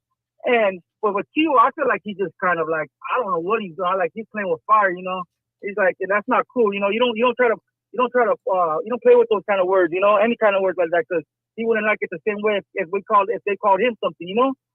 Yeah. So it's like I don't really got no love for him in that case for that, because it's just like it was just retarded, to be honest. I mean, I'm not supposed to say that word. It was just dumb, you know. I don't know if I really don't know where he's getting at. And then for his father to be right there, like your father's my age. I'm 45. You know, I'm like, come on now, you're the father, and you're gonna let your son. So you probably got it from your son. I mean, your son got it from you because you didn't. You showing him that, you know. So it's just like, it's terrible. But I just want to say, like the last couple months I've been messing with you because you're actually different. Because you're, like you said, you joke around, you're funny. Like some of these channels, like they want to start crying and stuff. Like they take it to the heart, like Ryan this, and they want like, bro, like, are you serious? Like you want to start like, oh man, like you know what I mean? Like I get it. You cheated or whatever, but you're trying to like, you want everybody in the world to like. Like it's just too much. It's like too emotional for me. But there's something different because because I see one of your videos. I'm like, is he doing a skit or something, like a movie or something? Is this the same guy that I've seen? So that's why I was tripping out. So I was like, okay, so I subscribe because you're different, you know. So it's like I was catching. You usually come on around this time when I'm already getting out of work, so it's cool, you know. But yeah, bro, just so like you said, once you're done with this, just be done with it, bro. Because I think we gotta get back to just boxing, you know, like real, like. And listen, I'm gonna let you go. Listen, Jay from LA, I gotta let you go, man. We got other calls, but I'm gonna address what you're saying. Salute, fam. Shout out to Jay from LA. Listen, bro.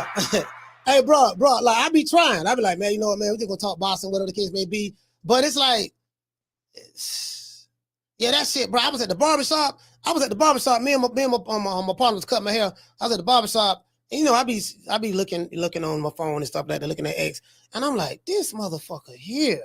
And it's like, I'm not even mad. I didn't even get mad at Teo. I'm like, the fact that he felt comfortable enough to say it because he know it ain't nothing gonna happen. And I keep telling y'all, and I'm gonna say this again, and I want y'all to understand this. I want black boxing fans who can hear this, hear me. I want white boxing fans to hear me, Hispanic or Asian. these athletes are privileged. Whether it's the black boxer, the Hispanic boxer, the white boxer, they are privileged, or Asian boxer. And the ones who are making money, the ones who are rich, they are part of a different social status than me and you that's in this chat or people who may call this phone. The things that make you upset don't make them upset. Do you want to know why? Because they don't care nothing about that. They don't care nothing about respect or none of that stuff there. All they care about is the money. As long as they're getting paid, that's all they care about. These guys are living in a different social status. They can't identify with me and you. These millionaires can't identify with me and you, the common people. Not all of them. Some of them can. Some of them still walk amongst the people, like Terence Crawford. Terence Crawford still walk amongst his people in Omaha, Nebraska. I've been around Bud. So he do that. He do a lot with the kids. He do a lot of his community. Terence Crawford be in his hoods, his neighborhoods. They got gangbangers there in Omaha. They killing each other left and right there. He is the only beacon of light, beacon of hope for that city. And he walks amongst them people. Carla, hold on. And he do a lot. He do a lot for his people in that city. I'm telling you. I know for a fact. I ain't capping for this nigga. None of that. I've been there. I've seen it with my own eyes. I've been in the gym. I've been in the gym and at B&B Academy, and Bomac was training Bud, and then Bud got out of the gym. Bomac, Red, Coach Red, shout out to Coach Red, shout out to Esau, Bernie, shout out to you guys. And they was training, and then and shout out to So Cold Steve Nelson, because he pretty much run the gym, him and some other people in there. And they got black people working there, white people, Hispanic people working there, and they work together as one big family, one big unit. They cool. You get what I'm saying? So Bud had got out of the ring, and he got on the Stairmaster or the bike or something. No, he got on the bike, something like, no, the Stairmaster. And when he was on the Stairmaster, it was either the Stairmaster or the treadmill. There was a little kid. There was a bunch of kids in there, and there was a little kid I never forget.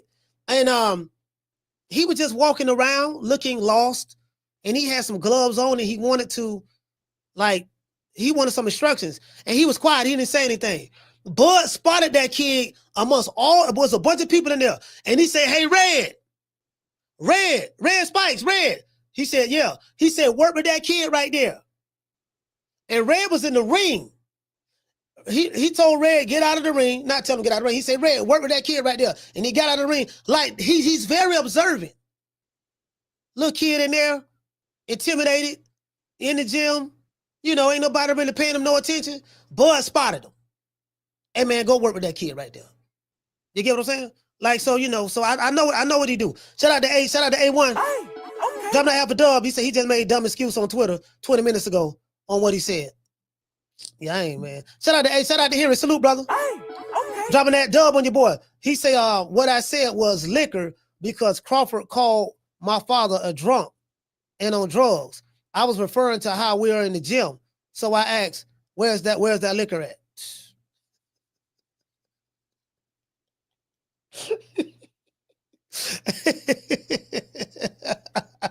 We did it first. And we motivate even the greats. This is different. You know, the one thing I dislike more than the racists is the racists that can't stand up on what he said. Stand on business. Stand on business, man. Yeah, I called Terence Crawford a nigga. And what? I said where that nigga at twice. And what? What y'all gonna do? Stand on business, fam. Don't be no scary racist. Stand on that shit. I respect open racists. Well, at least he let me know where he's staying. Stand on business. Call him, what's your name? Where you calling from?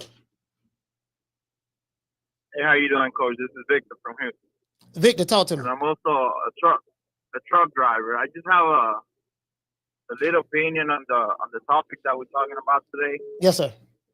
I do not know Teofimo talk, but I don't think he's doing it as a racial thing. He's just trying to get channel like your channel that typically don't promote him, to do this kind of promotion because, he said the word end, right? Yes, sir. Now, the other thing is that, and I feel like you pretty much fight debate. And another thing is, I don't know if we are being too sensitive now, but the word "N" is used amongst all of us lately, or I guess this generation. You know what I mean? We don't use it as a racial thing. And the other thing is that I'm Hispanic, obviously, and I'm always called, by my black people, nigga. Yeah. They always call me this, and I call them. What they said? What did they say to you? They say, "What's up, my nigga," and all that stuff there. Exactly. That's typically how we use it. Hey, my nigga, this and that. I don't get offended. They don't get offended by me. So I don't know. That's been used a lot lately. Like we use that amongst each other, even if we're black or we're not. But what does that have to do with what does that have to do with what Teofimo Lopez says? What you and your friends, what you and your black friends say amongst yourselves, what does that have to do with what Teofimo Lopez said? Yeah. The context in which he said it. I don't think he was trying to discriminate Crawford on the video that you presented earlier. Mm-hmm. I think he's just trying to do it to cloud chase. So channel like you that typically don't promote him, start talking about him, even good or bad, but like that was talking about him. So you think you think there's good publicity for him? You think he did it strategically to get people like me, like you said, to talk about him? You think it's a good thing for him? Exactly. Like you mentioned earlier, he's not being promoted by Hispanic or black. So when he says things like that, that gets people to talk about him. And that's what we're doing right now. Like back in the days when Devin Haney said, I'm never gonna get beat by white folks, like he said he never let a white boy beat me. I took that as an ender. Yeah, I didn't offend on that, or I don't think he was trying to be racial. He's just trying to create publicity, people to talk. That's the way I see it. I might be wrong. All right. Well, shout out to Victor, man. Be safe out there on that road. Salute, fam. You know what? I'm gonna be honest with you. Carla, hold on. I'm not gonna say who I spoke to on the phone because it was private between me and this person. But what Victor said, and this person is in boxing. He's in the sport of boxing, and he's very successful. I'll just say that. You know what he told me? He said, "Yeah, man, Teo just reaching inside his racial bag, his racial bag, to try to bring attention to himself. He's playing the racism. He's playing the race card to try to bring attention to himself." And the person who told me that was black. He's very successful in the sport. And he said, "Yeah, nah, Teo just doing that." Like, he didn't even get offended by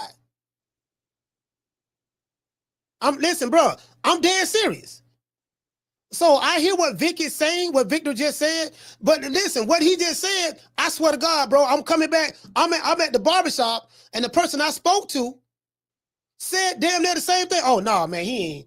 No, man, Teo just, he trying to get some attention, and, and that's all that is. Ain't nobody really paying him no attention, so he just trying to get some attention, that's all." I'm dead ass serious. I swear to God, that's what he told me, bro. Carla, what's your name? You calling from?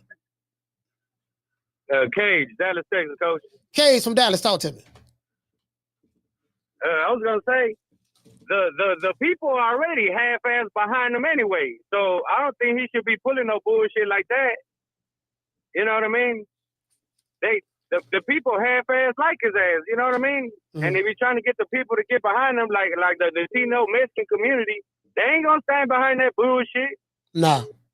You know they're what I mean? They're not. And boy that just called, trying to say, because he don't get no publicity like on your show. That's what I'm talking about. Like, half the people, a lot more than half the people don't fuck with him, and if he doing shit like that, you know what I mean? He's just losing people like that. You can't be doing that shit.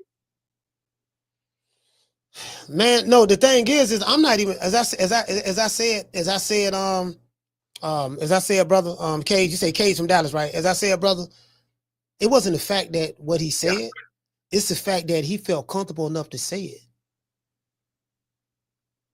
Yeah, so that's the question. Why did he feel comfortable enough? Because he called fighters monkeys. He called them niggas, this and that, and they always embraced him. They embraced him. You're shitting. Wait, listen, you saw it, they embrace him. So I'm like, damn, so for him to feel so comfortable enough to talk about these black fighters like that, because he know it ain't gonna be no repercussions, that means they allow him to do it. They give him a pass. But you know what? Do you want to know why? Because all of them are rich. All of them are in a different social, they're in a different, they have a different social status in society. All of them are living in the suburbs. All of them are living amongst mixed communities like me. I live in a mixed community. I'm a middle class individual. I'm a 6-figure earner.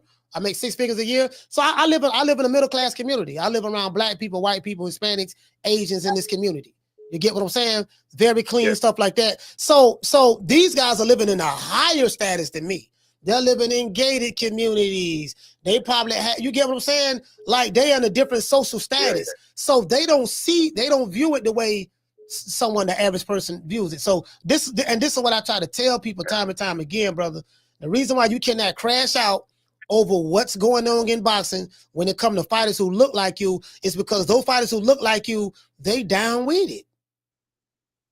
Not all of them. I mean, they may say something every now and then, but that's about as far as that shit gonna go. Ain't nobody standing on business. The only business they standing on is where my check at. Yeah. That's it. So. Yeah. All right, salute, brother. But to the average guy, no, go ahead. Salute, coach. Salute. I was gonna say to the average hood dude, you know, we ain't going for that shit. You know, it's only a small percentage of people who fuck with that, but like in the hood and everywhere that I the streets, the streets something like, different. Man, hell nah. The streets something different, but they ain't fucking with that shit. Yeah, but you ain't gonna see Teofimo nowhere on the streets. Nah. You're not gonna see any of these dudes nowhere. You're not gonna see any of these dudes on the streets like that. They ain't gonna fuck. They ain't gonna trip. They ain't gonna do that now. They're not gonna do that. Nah, but when it comes across my screen, I could just skip that. You know what I'm saying? I don't need to be keeping no. I want to see him get his ass whooped now. Yeah, and guess what? Even if he was in the streets, I seriously doubt anything would happen to him anyways. Nothing's going to happen to him.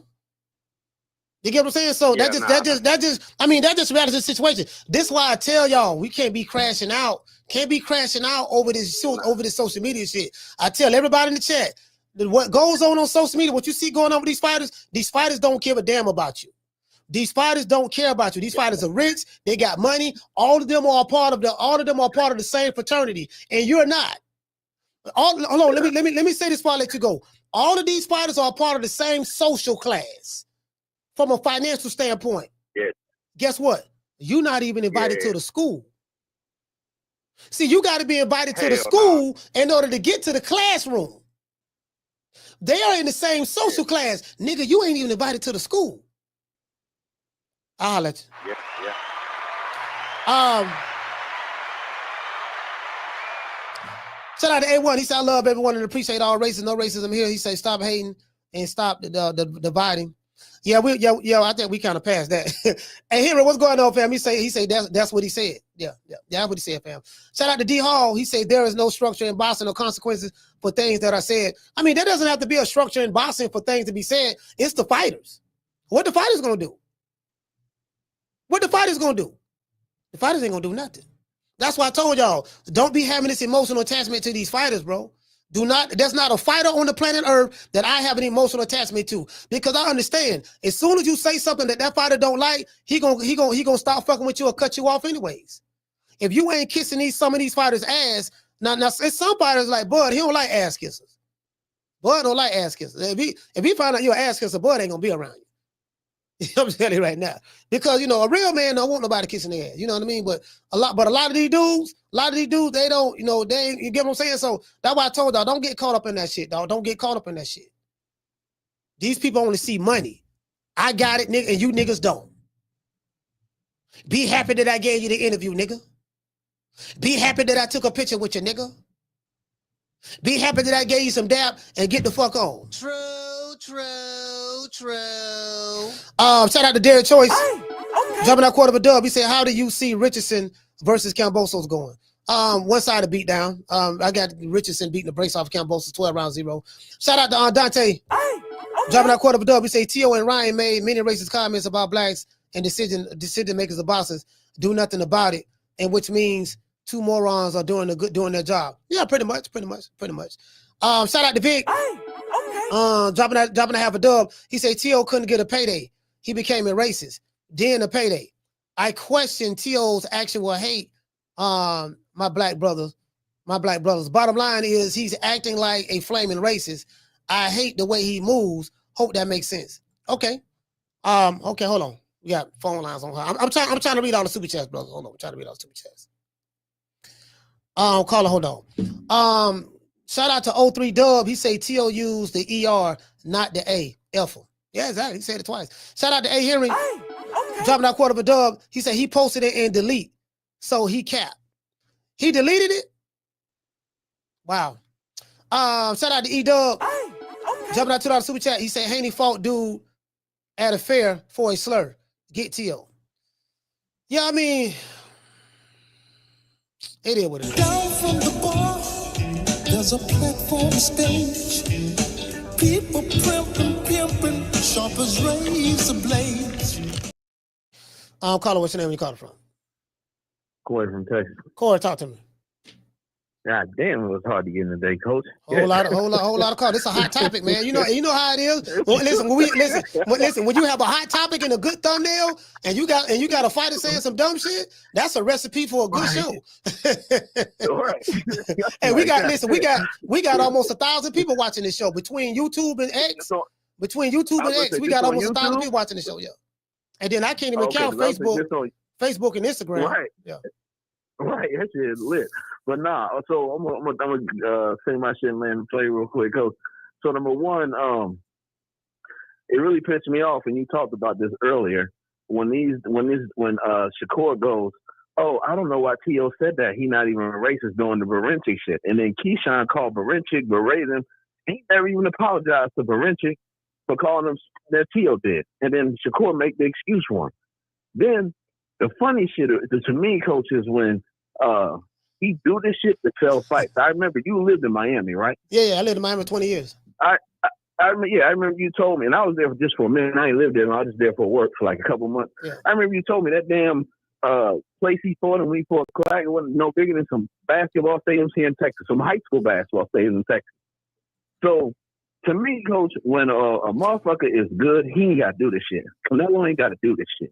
Anthony Joshua ain't got to do this shit. Yeah, Tank Davis ain't got to do this shit. Yeah. Tyson Fury ain't got to do this shit. He got to do this shit to sell fights. And I like what some of the people were saying earlier about structure.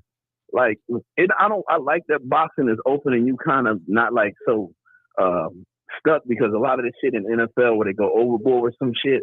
But I would like to see some promoters come together and be like, yo, dog, you ain't worth the risk because you starting this shit up and you get your ass whooped, then I ain't about to be the motherfucker paying for these lawsuits because you got a racially charged arena and everybody trying to kill each other because of the shit that you got going.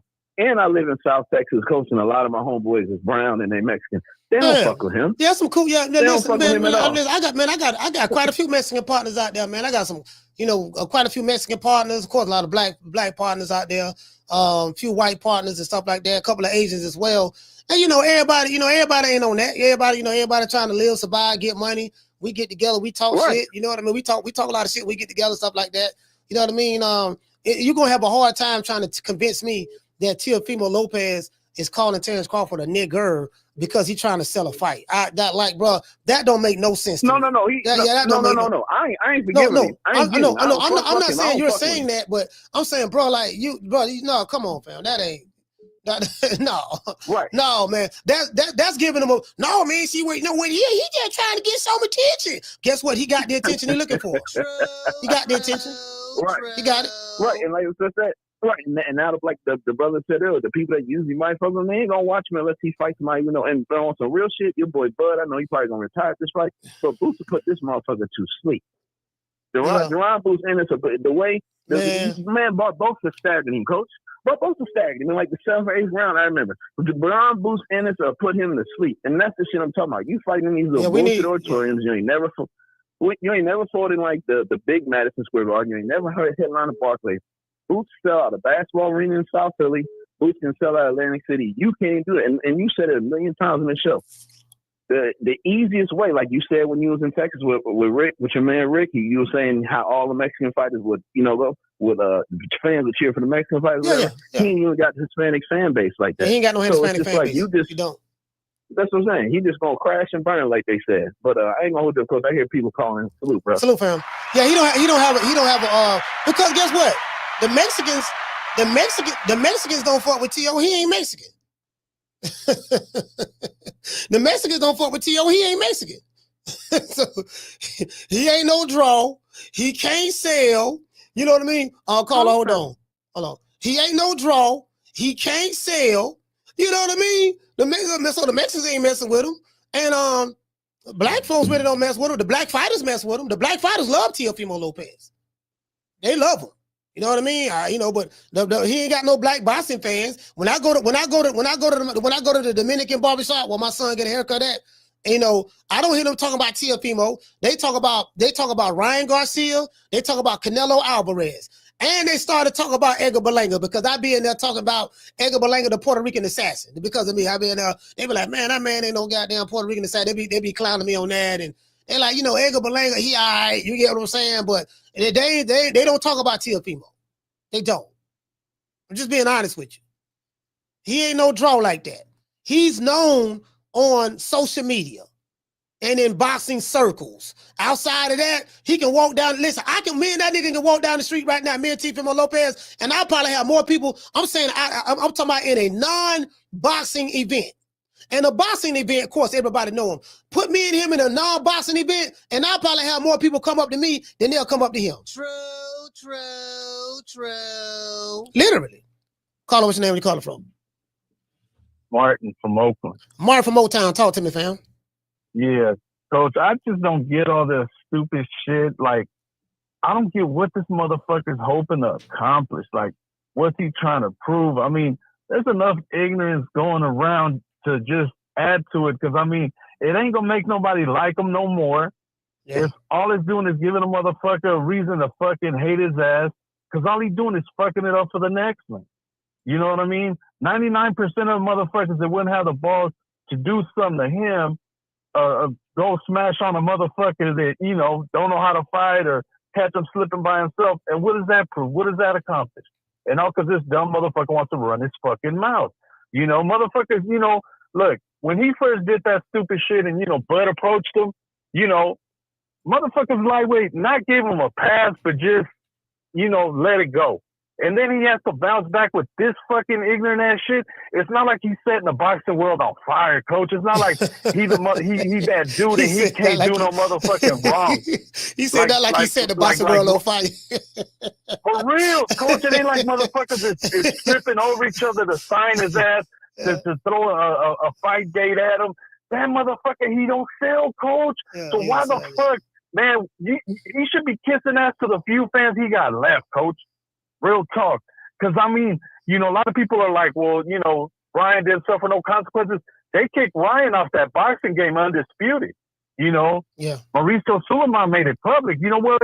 We booting your ass out of our fucking rankings for whatever that's worth. At least he said something. Because nobody else really says shit. But that's some bitch ass shit this motherfucker's doing. He should keep his motherfucking mouth shut. He's the only one that did lightweight decent on that Fatal Fury shit. And just keep grinding. Because Coach, it ain't like Crawford, ain't got a motherfucker lined up.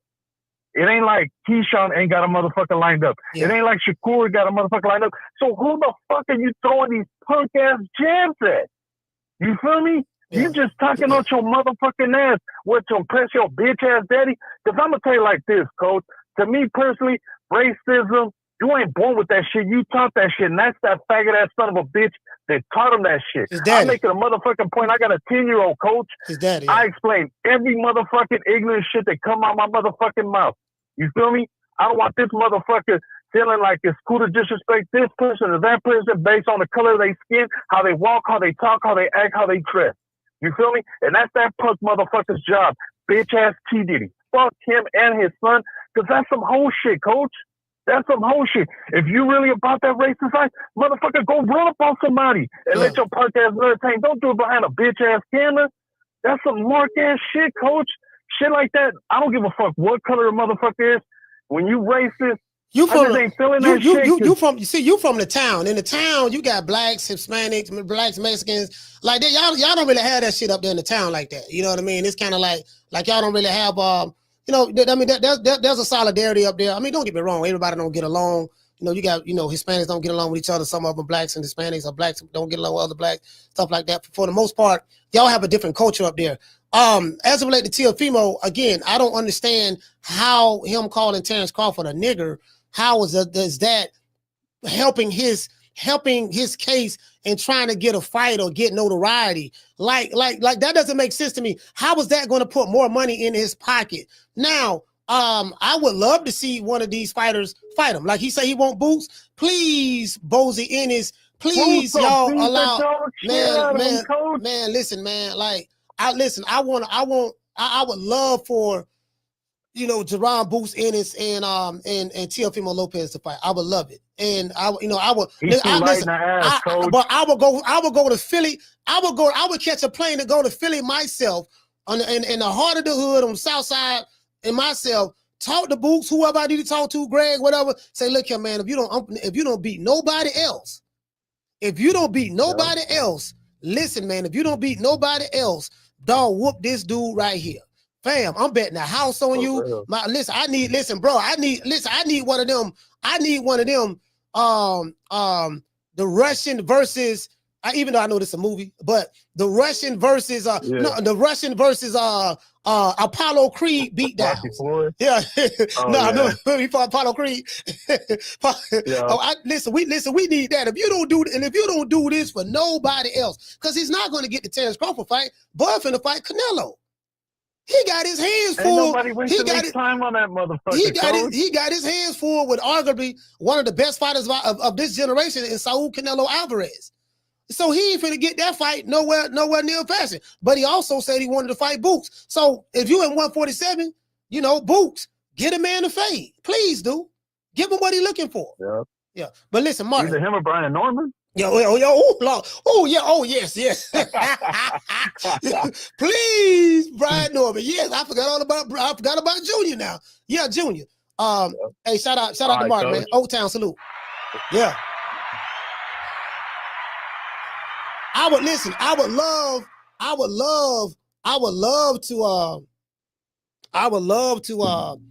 what to say, somebody hide behind the avatar. I'll call, hold on.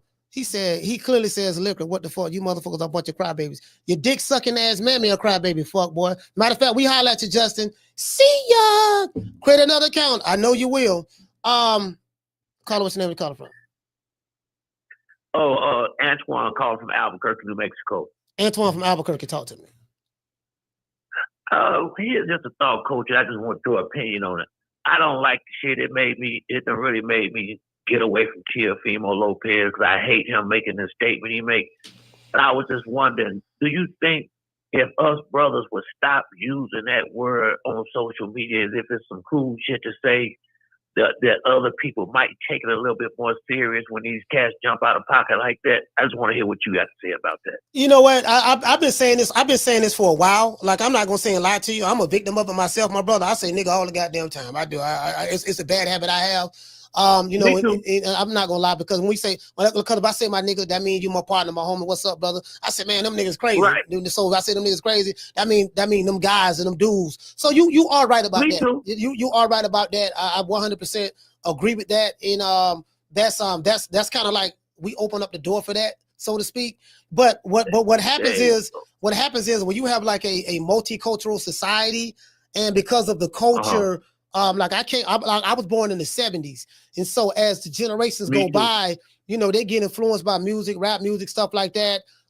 You know, Lil Wayne doesn't view the world the way, let's say someone that's Lil Wayne age, Lil Wayne almost 40, I think. So, but someone who's Lil Wayne age, he may not see things the way someone like me and you see it.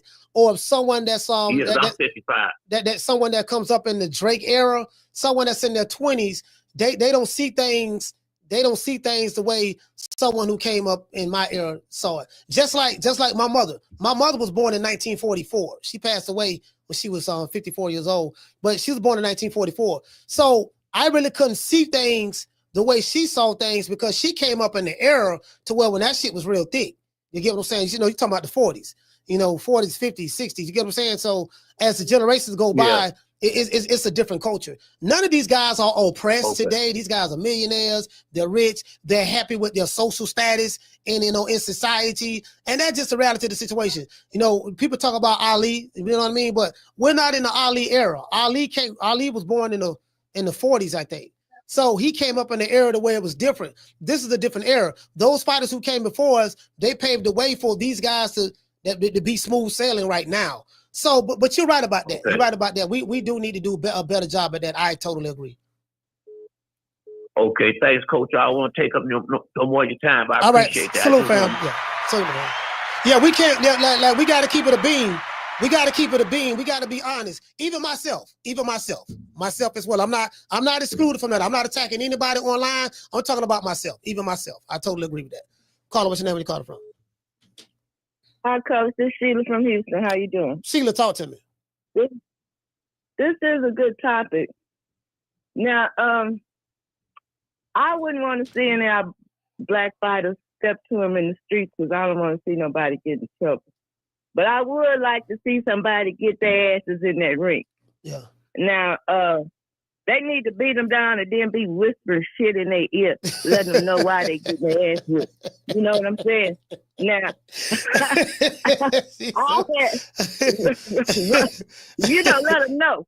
And so I had wrote down Boots for Teo because, I never, was really, a Boots fan, but I was thinking, because I was trying to think of who was in his weight. Boots need to whoop his ass.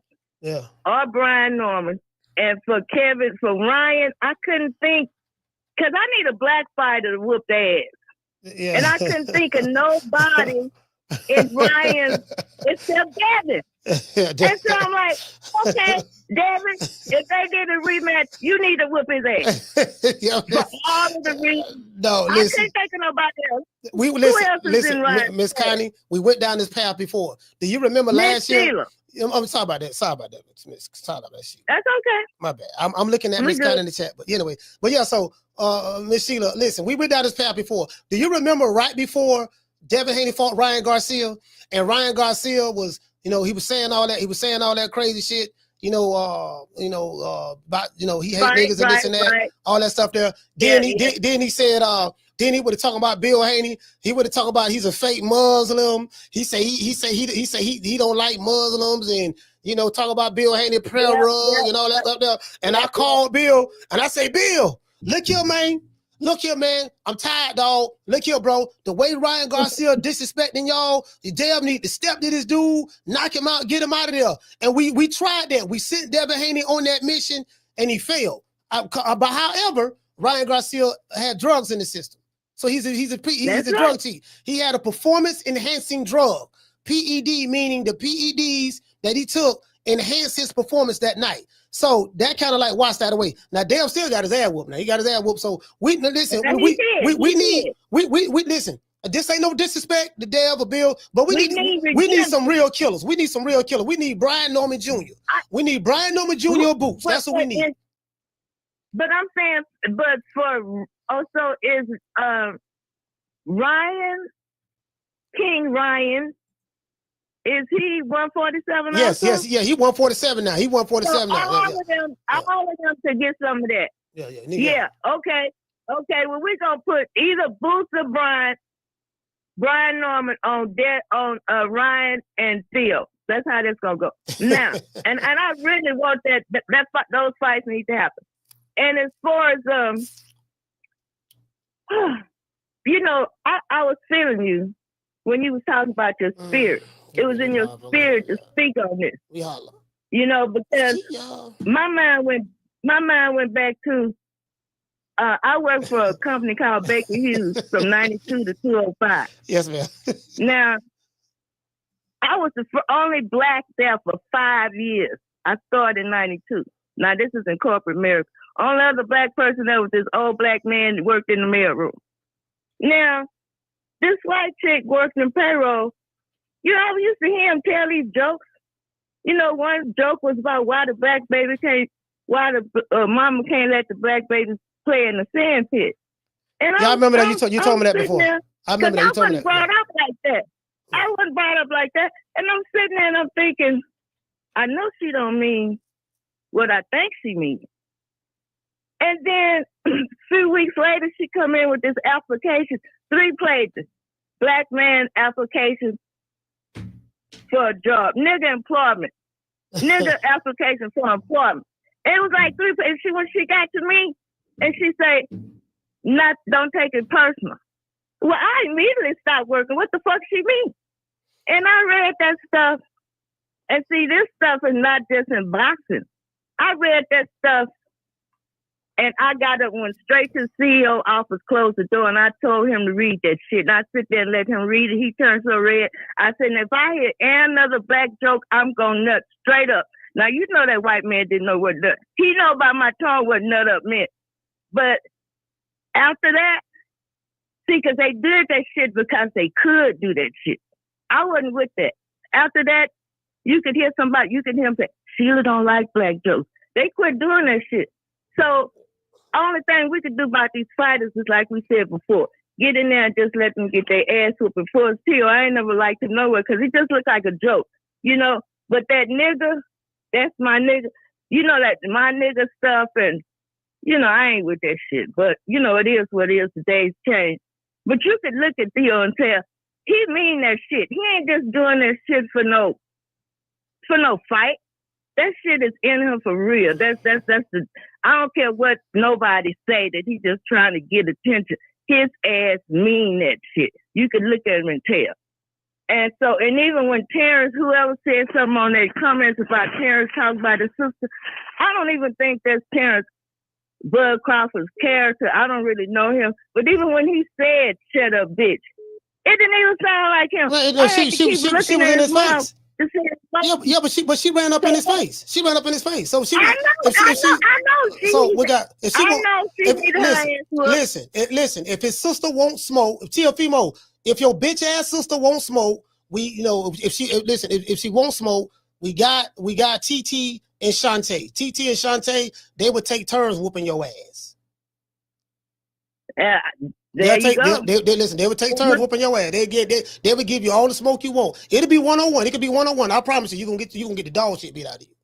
And guess what? I think he was so outdone when he said that shit up bitch at the end. It didn't even sound like him. You know, it just didn't sound like him. Well, it was him. It was him. Whether it sound like him or not, it was him. So he said it. So. Oh, I know it was him. But I mean, it just didn't seem like his character. She run up on him like that, and he probably wanted to really do something to her, and that's the only thing he could say. But I'm just saying, the way his voice sounded, it just sounded like he was really caught off guard, you know, with her even doing that shit. But anyway, and the other guy that said you're not born into that, he right, you're not born into that shit, because I didn't know what that stuff was until I was in middle school. I didn't know about racism and stuff like that until we started fighting in school, the blacks against the whites. I didn't know what the hell was happening. I get it, Miss Connie. I mean, Miss Sheila, you came up in a different era. You was born in what, the 50s, 40s? You know, 50s, 56. Right? You was born in 56, so the era 56. You came up in, I get exactly what you're saying. But yeah, as it relates to Teo, I mean, your point well taken. I do get it. You know what I mean? And it is what it is as related to that. So we'll see what transpires. This my last time to talk about him. I really don't want to talk about him anymore, to be honest with you. But go ahead. Yeah, I'm gonna let you wrap up because I got other calls. We're just gonna sit back and wait and watch him get his ass whooped. Okay, that's my call. All right. Yeah. I'm tired of even talking about this motherfucker, to be honest with you. You know, this last time he talking about this fuck boy. Fuck him, his daddy, his sister, his mama, all of them. I don't give a fuck about none of them motherfuckers, to be honest with you. And I'm standing on business on that. And fuck any black fighter who down with Teofimo Lopez. If you're a black fighter and you down with Teofimo Lopez, fuck you too, nigga. And I mean that. I don't give a fuck who the black fighter is. And I mean that. Shout out to Dontae. Dropping a half a dub. He say if Teo want attention to promote a fight, say something about the Jewish community. No, the Jewish community is off limits. He say he'll be all over the news. I bet the callers who are defending him would be too scared to call the show. Yeah, pretty much, probably. Shout out to Dontae. Dontae, salute to you, fam. He said a lot of Mexican fans probably don't like Teo, because of his daddy saying Canelo was a bum. Yeah, well, a lot of Mexican fans don't rock with Teofimo. We did it They don't rock first. with We did it first, and we motivate even the greats. This is different. One thing we do not dick ride multi-million-dollar athletes for anything. We don't do that. On West Tampa, Florida, we don't do that. I'm gonna speak my mind, say what I gotta say. You either roll with it, like it, or you don't. I don't give a damn. I don't get none of the money. I don't get none of the money, fam, to be honest with you. Down from the bar, there's a platform stage. People pimping, sharp as razor blades. Boy, the phone lines is hot. Phone lines is hot. Phone lines is hot. Damn, these motherfuckers. God damn, boy. Shit. Caller, what's your name? Where you calling from? From Ohio. What up, coach? Your phone sound muffled. What your name is? Smitty from Ohio. You hear me? Smitty from Ohio. Yeah, You hear me? I don't know if you're on the Bluetooth, but yeah, but go ahead. Oh, yeah, I got off. What's going on, coach? What's good? Man, good topic, man. I want to kind of just, like, I'm from Ohio, man. So, like, where I live at, I'm in Columbus. There's a lot of black people here. Cincinnati, Cleveland, there's a lot of black folks. But, like, if you drive somewhere and break down, man, it's a lot of racists. And sometimes, like, these hate groups, like the Proud Boys will go downtown and start marching, and, like, black people get upset. And what they really are trying to do is to get people to act out of character so they can crash out, so they can go to jail. But also they got a video camera out to try to record more members. Yeah. So a lot of times, man, like with racists, they trying to use like bait so that we can trip and where we looking like. Yeah. They try to bait you. They try to bait you, get you out of pocket. Yeah. They try to bait you, get you out of pocket so you can go to jail and stuff like that. They try to provoke you to do something so you can go to jail and get messed up. Then they'll come to court. Oh yeah, the brother hung the phone up. Salute to you, fam. Smitty from Ohio. Hung the phone up. Yeah, you gotta watch that. See, you gotta watch that too. That's for anybody. That's for anybody in the chat. Let me tell you guys a story right quick. Let me tell you guys a story. The phone line is hot. Let me go ahead and take these phone lines down right quick. Let me tell you guys a story right quick. I got a call calling in, but I'm about to put them on hold for a minute because I don't want to miss my train of thought. Caller, hold on. Let me give you guys a story right quick. I remember right. This is a true story. I went to jail one time in 1991, right? You know, I was sat in jail for 3 months. I was going through some beef with this guy on the street. And then firearm was involved. The firearm eventually became involved. And what happened was the guy pressed charges on me. I ended up going to jail. So we had a fight, whatever. Then it was an ongoing beef, right? And I was in the wrong. I was in the wrong for what my actions had provoked this whole situation that came about with me over a period of time, right? So what happened was, what the dude did was, the dude came on my street one time. He kind of like bust at me with a firearm, and then me and my partner ended up busting back. My partner, he's not alive anymore. He passed away over a freak accident a couple years ago. My partner bust back. I didn't. So the dude called the police. The police. They had a warrant for my arrest. I didn't know it. So I ended up going to the county jail to go see my partner, because I had a friend of mine that was in the county jail. I went to go see him, put some money on his books and stuff. And I got arrested at the county jail while visiting someone else. So I ended up sitting in jail for 3 months. I had a hold on me. For 3 months. And this guy was coming to court every time I had a court date. He used to be, listen, when I'm in the court, they bring you out of the holding cell, put you in the where the jury be at. You be sitting down, I'm shackled, and I'm looking to the left. I'm looking to the left, and I see the dude. The dude name was Howard. I'm not gonna tell you his last name. The dude name was Howard, and he blowing kisses at me. He like, I can't do that. He blowing kisses at me, stuff like that. So I end up eventually getting put on house arrest, and then I violate, end up going to prison, right? So later on, I went to prison later on that year. The following year. So what happened was I ended up meeting this dude years later, probably like four years later, and he was like, "Man, what's up, boy?" He was like, "Man, man, what's up?" He was like, "Herb." He called me Herb and Temple. "Herb, what's up? What? God damn, man, what's up with you, man?"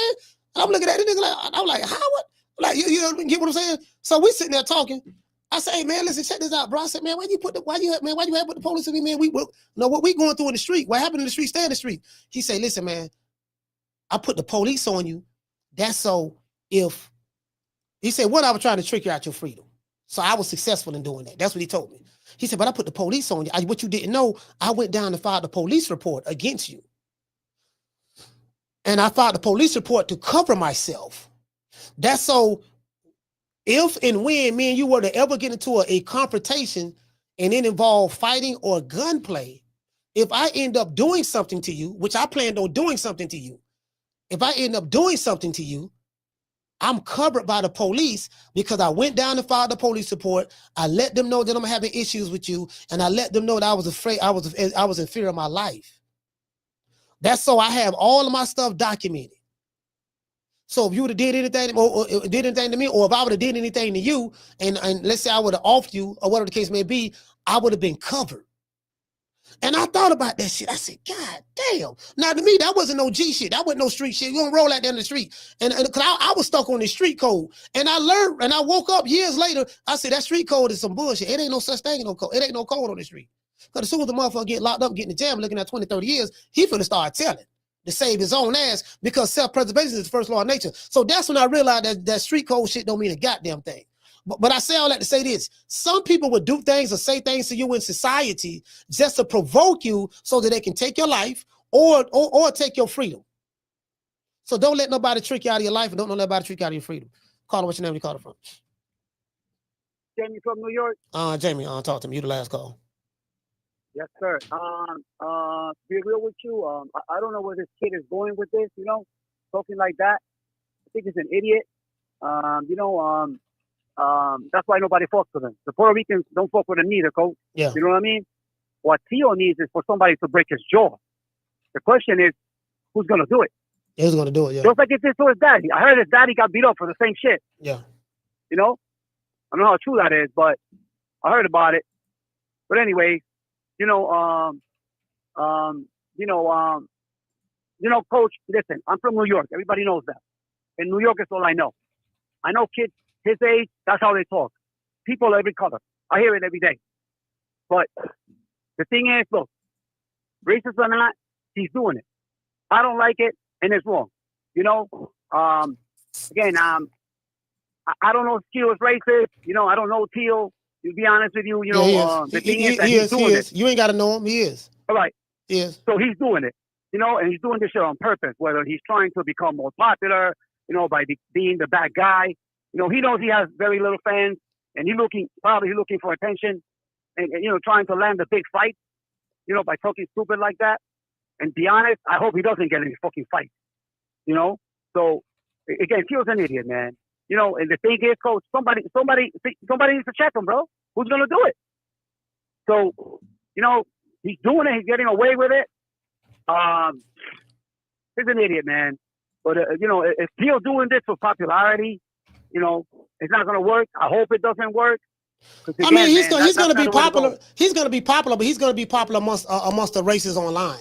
The racists online love Teofimo, so he's going to be popular with them. He's going to be popular with the Klan and popular with the skinhead population and popular with the racist Hispanics or the sellout blacks online. He's going to be popular with them. That's who he's popular with. Hey, coach, man, listen, I gotta go. Great topic. Keep up the good work. Respect from New York. Salute, fam.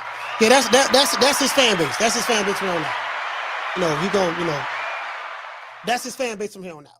You get what I'm saying? So yeah, he gonna get he's gonna get, that's his fans. The Mexicans, the Mexican boxing fans, they ain't gonna fuck with Teo. They already didn't fuck with him. The black boxing fans definitely ain't gonna fuck with him. White boxing fans, I don't know. I don't think they gonna fuck with him either. Teofimo Lopez is the only Hispanic fighter that I know who don't have a fan base. The man is fighting at the Hulu Theater. Think about that. He was fighting at the Hulu Theater. Well, Edgar Berlanga was fighting at the Hulu Theater too, as well. To be honest with you, I ain't gonna say him. I can't front now. Edgar Berlanga, y'all know.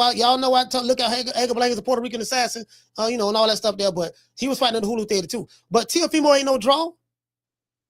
He's a Honduran. He's from Honduras. So he can't identify with the Mexican boxing fans. You know what I mean? He can't identify with the Puerto Ricans. He can't identify with the Dominicans because he's not them. He's Honduran. You need to find some Honduran fans, you know what I mean, that you can get to come to your fight. Find you some Honduran boxing fans. You know what I mean? Go to Honduras. I got to go to Honduras and find me some fans. You know what I mean? It is what it is. That's what you need to do.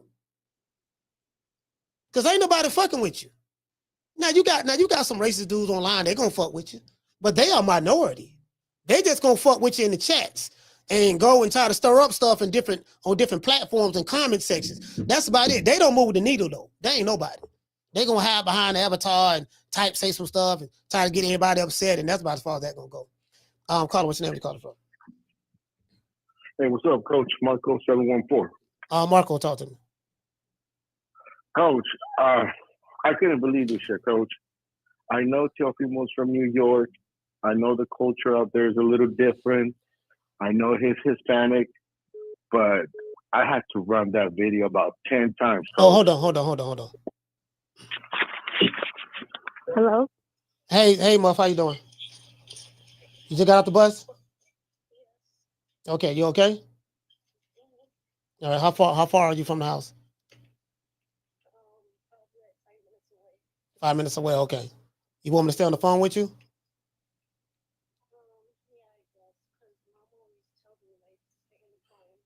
Okay, all right. Hold on. Hey, y'all, hey, caller, just stay on hold, man. I got my daughter on the line, man. So my daughter, y'all bear with me one moment.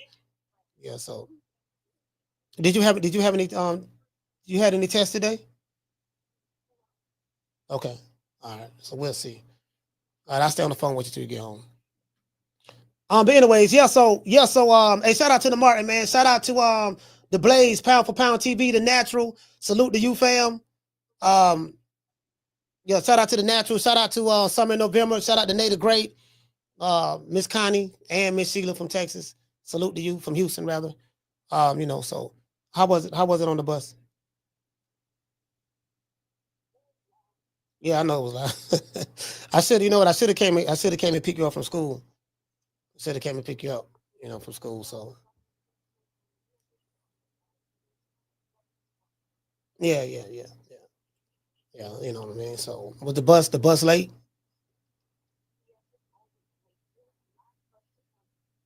Yeah.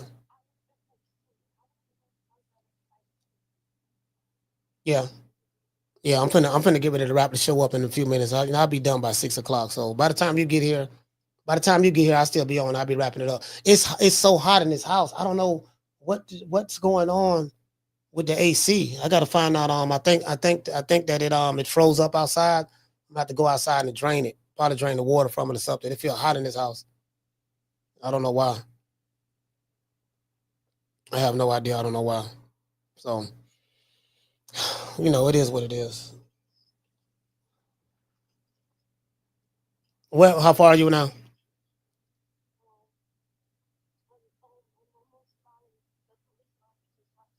Oh, okay. You by the police officer's house? Okay. Is the police officer car out there? In a white truck, yeah. Shout out to Huffling TV. Salute to you, fam. Unlaced Shoes, JC. Shout out to the Neighborhood Hebrew. Salute. Shout out to Cornelius Jenkins. Young Tally. Hey, Young Tally, what's going on? 850. Oh, you from Tally?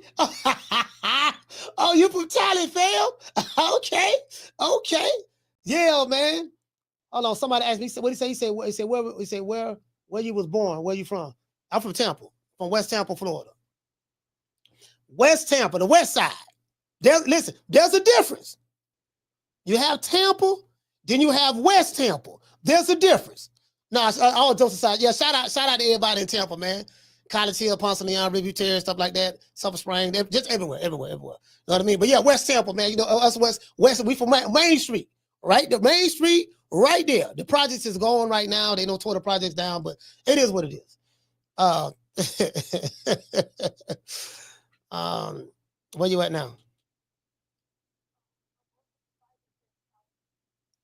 Okay, by the first house. Okay. Yeah, I mean, it was, no. Shout out to Ruben Estrada. Shout out to Ruben Estrada. What's going on, fam? Solo Dolo, what's going on? Yeah, this gonna be my last. This gonna be my first and last dates ever talking about Teofimo Lopez. I'm not talking about this dude anymore. I'm not bringing this dude name up anymore. I'm done because I'm not. What I'm not going to do. I'm not going to give. I'm not going to give this. I'm not going to give. Yeah, hold on. I can't. So, yeah, I'm not going to give this racist Teofimo Lopez any more energy. I'm not. I don't like him. Can't stand him. I have no good. I wish nothing but bad things to happen to him. I'm just being honest with you. Him and his pappy. You know, I have no love lost for that dude at all. If something was to happen to him, I would not feel bad. I would actually celebrate it and rejoice it, to be honest with you. I'm telling you, that's where I'm at. But I'm not going to go online and start this digital revolution. I'm not going to do it. You want to know why? Because I want to see what them black fighters do. Let's see what they do. You by the house now? Okay. Okay. All right. Yeah, man. Yeah, you know what I'm saying? I'm dead serious. You can look at my face. I'm dead serious, fam. I'm dead serious about what I'm saying. I don't have that kind of heart. I'm not the soft tender guy. That's not me. You get what I'm saying? I'm either gonna be one way or the other way. And I'm gonna be consistent. And I'm not one of them type dudes. Anything I say on camera, I can say it in your face. That's how I am. Anybody who have ever met me, you know, in different places, they'll tell you, they're like, nah, the way coach act online, that's the way he is in real life. I'm like this in person. You get what I'm saying? So you got to stand on something. If you don't stand for something, you'll fall for anything. And so it is what it is. But I'm not giving this dude no more shine. I'm done with this guy. I'm done. He's done. After the day, no more Teofimo. I'm done. You at our house now? All right.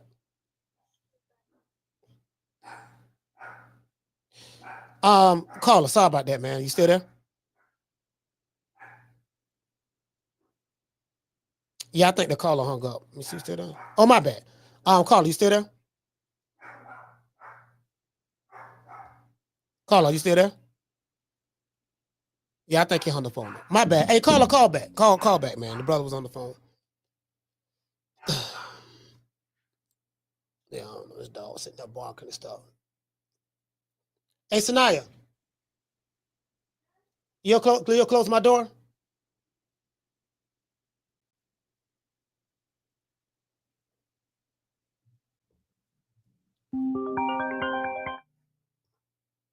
Yeah, you close it.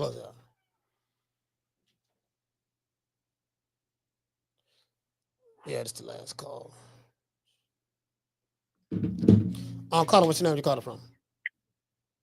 What's up, Coach? Marco, 714. Marco, 2 times. Sorry about that, brother. Go ahead. No worries, Coach. Thanks for the time. Like I was saying, Coach, I had to rerun that tape about 10 times. Yeah. And, I mean, there's no way around it. And it's disappointing, you know, because you're trying to give that kid the benefit of the doubt that, okay, you know, Hispanic, New York, different culture. I'm out here from Southern California, Coach, and we don't conduct ourselves like that. I grew up in the 90s, and yeah, you know, every now and then the word might slip out to a friend in a friendly manner. Yeah. But as far as going around just saying that word, we were not raised like that, Coach. But never to say the less. I mean, I don't know what he's thinking. And what makes the matter worse is that Bud already pressed him on it. And Teofimo buckled his knees, looked at the camera, and, you know, almost whispered. You know, this is the crazy part about it. When Bud walked up on Teofimo in Saudi Arabia, whatever Teofimo told him off camera, Bud, and I come from the hood, I come from the street. So when you got a guy who walks up to you, put his arm around you, put you under his armpit, and he's inches away from your face, to the point to where if he pokes his lips out, he can kiss you in the face. You get what I'm saying? You know, he's inches away from your face, and he say, "Tell him what you told me." He said, what did I tell you? He say, tell him what you said. And I have, and listen, and I have the picture. Where is it? Where that picture at? What that photo? Do I have a photo? I had a photo right here. It's real funny. And I'm like, damn, I was expecting Teo to say, yeah, nigga, yeah, I said what I said, nigga, and what? What I was saying. I was expecting him to stand on business. And it's like, he didn't do that. Absolutely not, Coach, because he knows what time it is.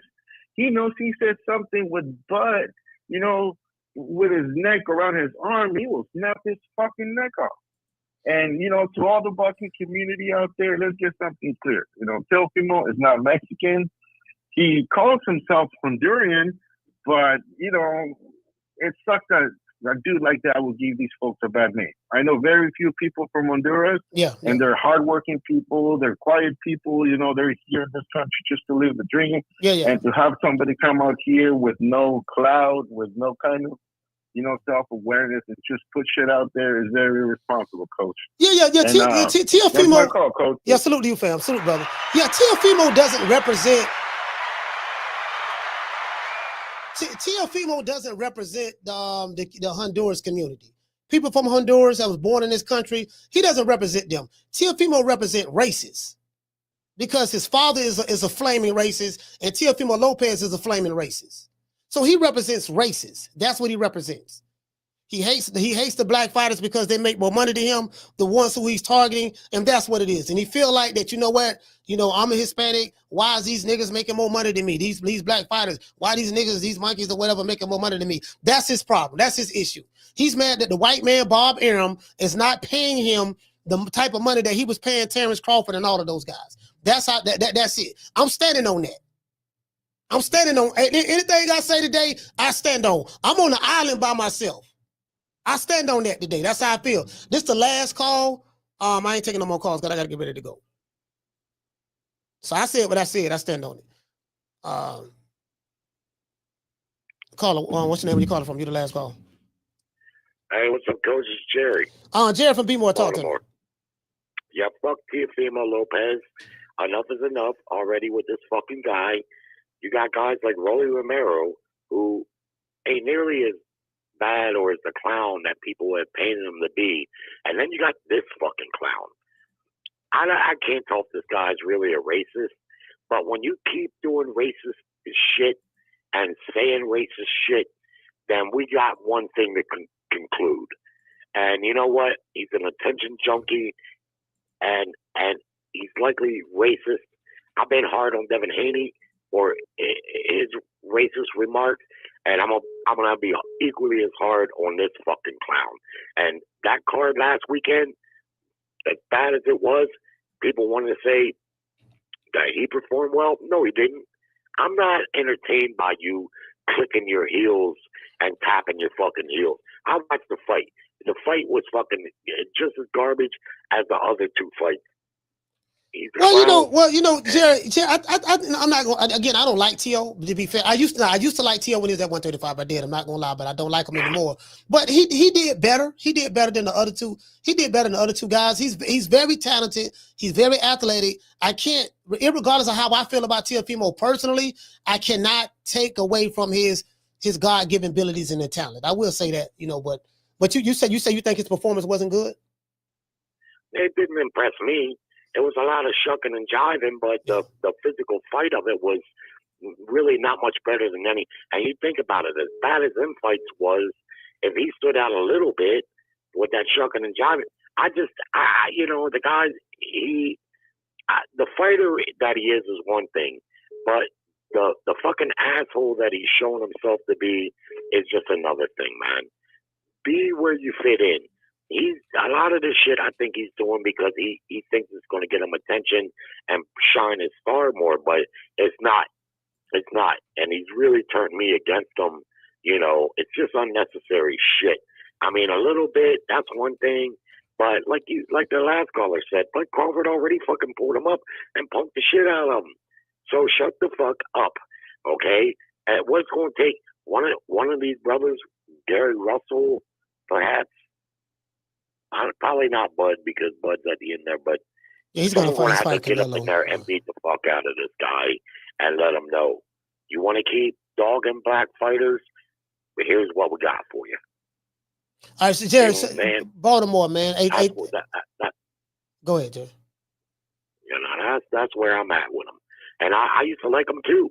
Yeah. He is talented, but he's inconsistent. No different than Shakur Stevenson or fucking Devin Haney or anybody else. One fight out, he looked really good, and the next fight, you don't even know if he really should have won, right? Yeah. So that's where I'm at with him. Thanks for taking my call, Coach. All right, Baltimore, stand up. Jerry from B-More. Yeah, so I just want to let everybody know this is my last time talking about Teofimo Lopez. I don't like Teofimo Lopez. I don't like Ryan Garcia. I can't stand either one of them guys. I pray and I hope and I wish that God bless us and do us a favor that we hear some news about this guy no longer being here anymore. Literally, that's where I'm at with it. You say, Coach, that's extreme. Yes, it is. It's very extreme. It's very extreme. Being honest with you. It is what it is. Call, you the last call. I said that about the last two calls, but you the last call. Go ahead. Miss Black Panther. Miss Black Panther, talk to me. Hey, brother, let me tell you something. We all know Teo was a racist, but I'm going to tell you something.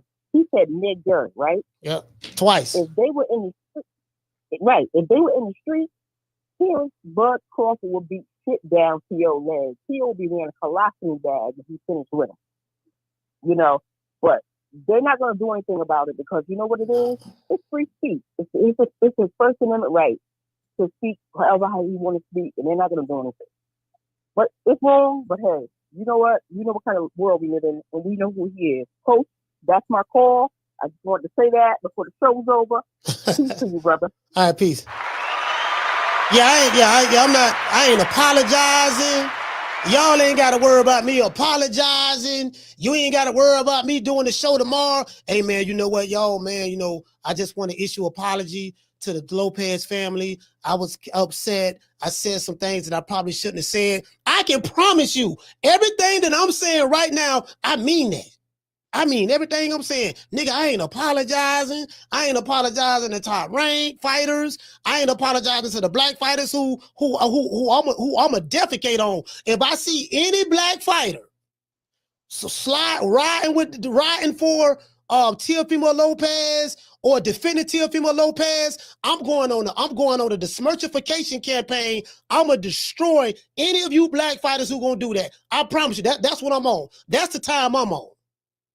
Because I know some of you black fighters, I can't say all, but some of y'all are really sellouts. I just got to call a spade a spade. I know I ain't gonna get the interview. I don't give a fuck. But some of y'all are really sellouts. You sold out for the bag. You rich. You got your own money, and y'all ain't gonna do nothing. Y'all ain't gonna do nothing. That's the reality of the situation. I get it. You own your private jet. You got your millions. You know, you got you getting all this money. You know, you living good. You living high on the hog. I get it. I want to tell y'all something in this chat. I got a call today. I'm not gonna say who I was on the phone with.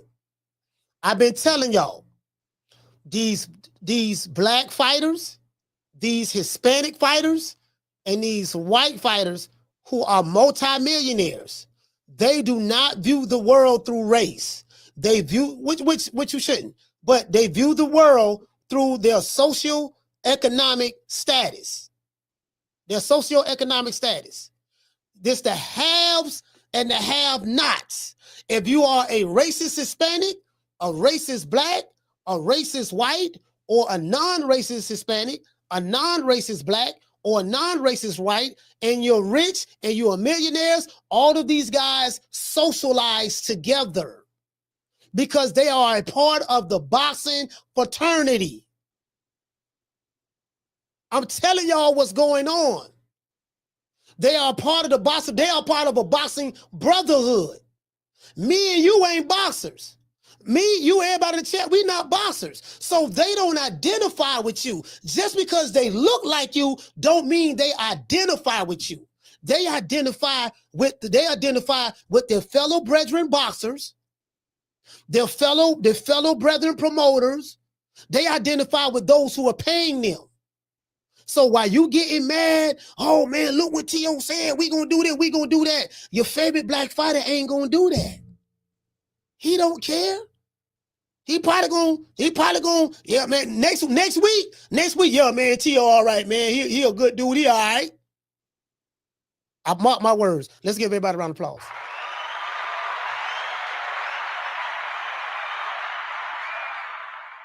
It is what it is. That's why I say I like to just keep it boxing, because some of these fighters who y'all love so much, if you met them personally, like, they don't like y'all. The fighters look at male, especially the male fighters. They look at a lot of you male fighters, a lot of you men fighters as male groupies. They don't like y'all. They don't. You're not a part of their socioeconomic class. I'm telling you what God loves. Dude I spoke to today, they not even mad. They ain't mad. Told me, yo, man, no, man, Teo just doing that just to get some attention. That's all. He just doing this to get some attention.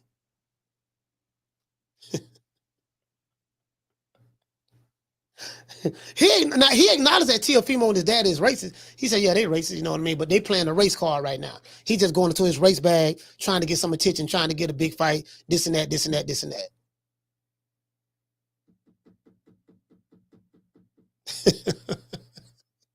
Oh, boy, you cannot make this shit up. Let's see. Shout out to Wordman. Dropping that quarter of a dub. He say, thanks for always calling shit how it is, my nigga. Yeah, I appreciate that. Salute, fam. Shout out to John.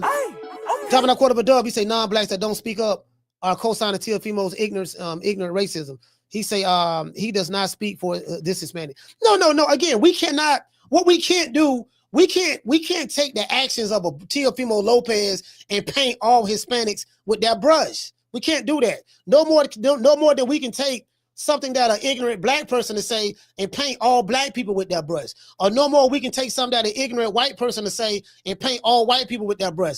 You got to paint the brush on the individual. That person said that as an individual. He represents himself at the end of the day. So I cannot hold an entire group of people accountable for something that one individual says. Shout out to Chassis T. Salute.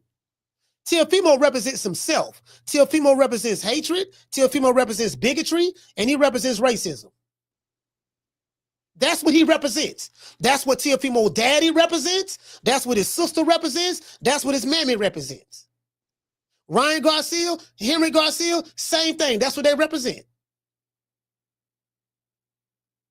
All this brushing it off. Oh, no, man, he just looking for some attention. No, you're brushing it off. I'm standing on business on this. I can promise y'all. Coach Malachi, I'm not apologizing. I mean what I say, and I say what I mean. I'm on the island by myself. I ain't got no problem with it. If I lose relationships in boxing, if I have reporters or other fighters that I know who don't want to deal with me no more, guess what? Fuck you. I don't care. Because I'm standing on something that you niggas ain't even strong enough to stand on. I don't give a damn. Let's give everybody a round of applause.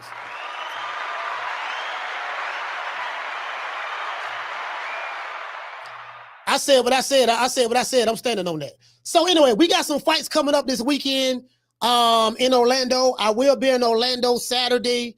I think what's my man's name? Erickson Lubin is fighting. You get what I'm saying? So we got Erickson Lubin fighting. And hold on. Matter of fact, let me pull this up.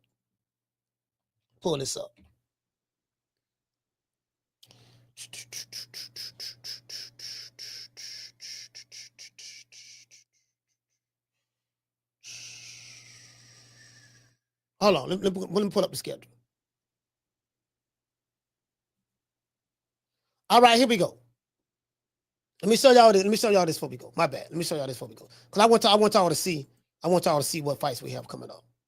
So y'all can see it. All right. Of course, we know Edgar Berlanga is headlining the Hamza Cerise fight. And Keyshawn, and not Keyshawn, but Shakur Stevenson and William Cepeda is going to fight on that card. I really do like this card. Because William Cepeda, from a stylistic standpoint, he's going to present some problems for Shakur Stevenson, but at the same time, he's going to present some opportunities for Shakur Stevenson as well. So Shakur will have opportunities to outbox and counterpunch William Zepeda, because William Zepeda going to bring that heat. He's going to bring the heat. But William Zepeda is defensively flawed. He's a defensively flawed fighter. So Shakur, I'm not going to say this is going to be an easy win for Shakur, but Shakur is going to have to work a lot.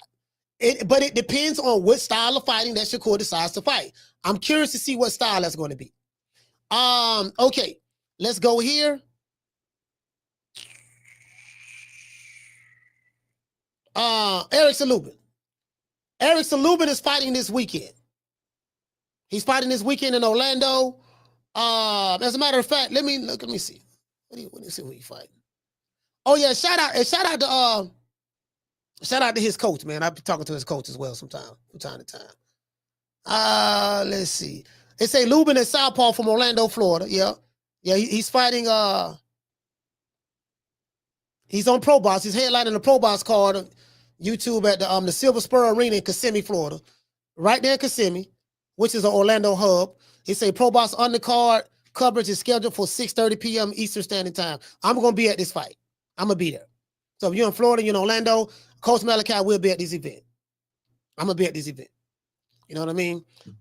So we'll see. I haven't, we're going to cover that tomorrow. I'm supposed to be leaving tomorrow to go to Orlando because Bomac, my main man, Bomac going to be here. Bomac going to be here because I think Bomac has a fighter fighting on that card. So you will see Bomac on one of it. I don't know which fighter he has fighting on that card. So I'm gonna go Bomac and Burnett are going to be here. Bomac and Burnett is going to be here. And I don't live far from Orlando. Orlando's like a 70 miles away from me, 70 miles. But because of the traffic that's on the I-4, it may take you 2.5 hours to get there because of the traffic. hey, because of the traffic, fam, I'm like, man.